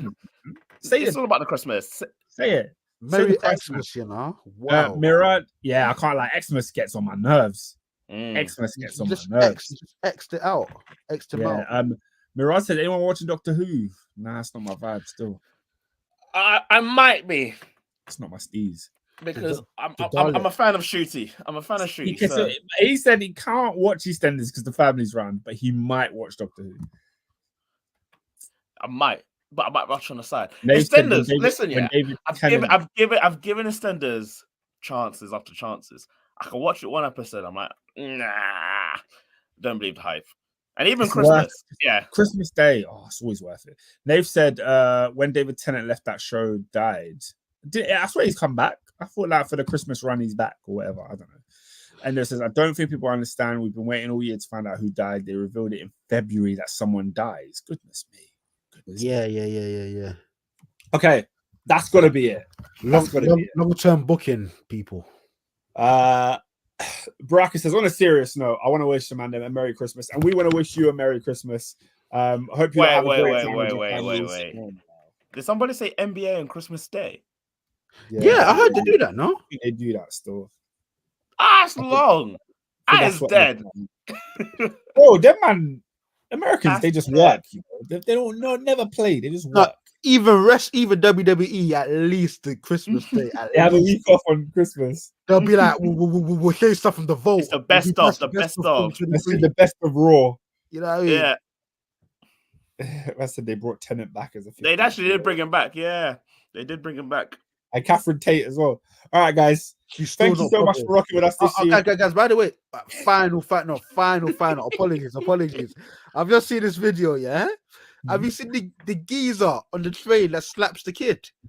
Oh, Yo, hey, wait, Adrian. When you watch that video, who did it remind you of? Can I play it? Because they're swearing. yeah. I don't know why you want to play it, but play it if you want to. No, because Why did you slap the kid? Oh, come on with you. I don't give a fuck about any of you. Right, fuck off then. I'm coming up you, though. You want to throw something down there and give all the big one? And that's Frank Lampard.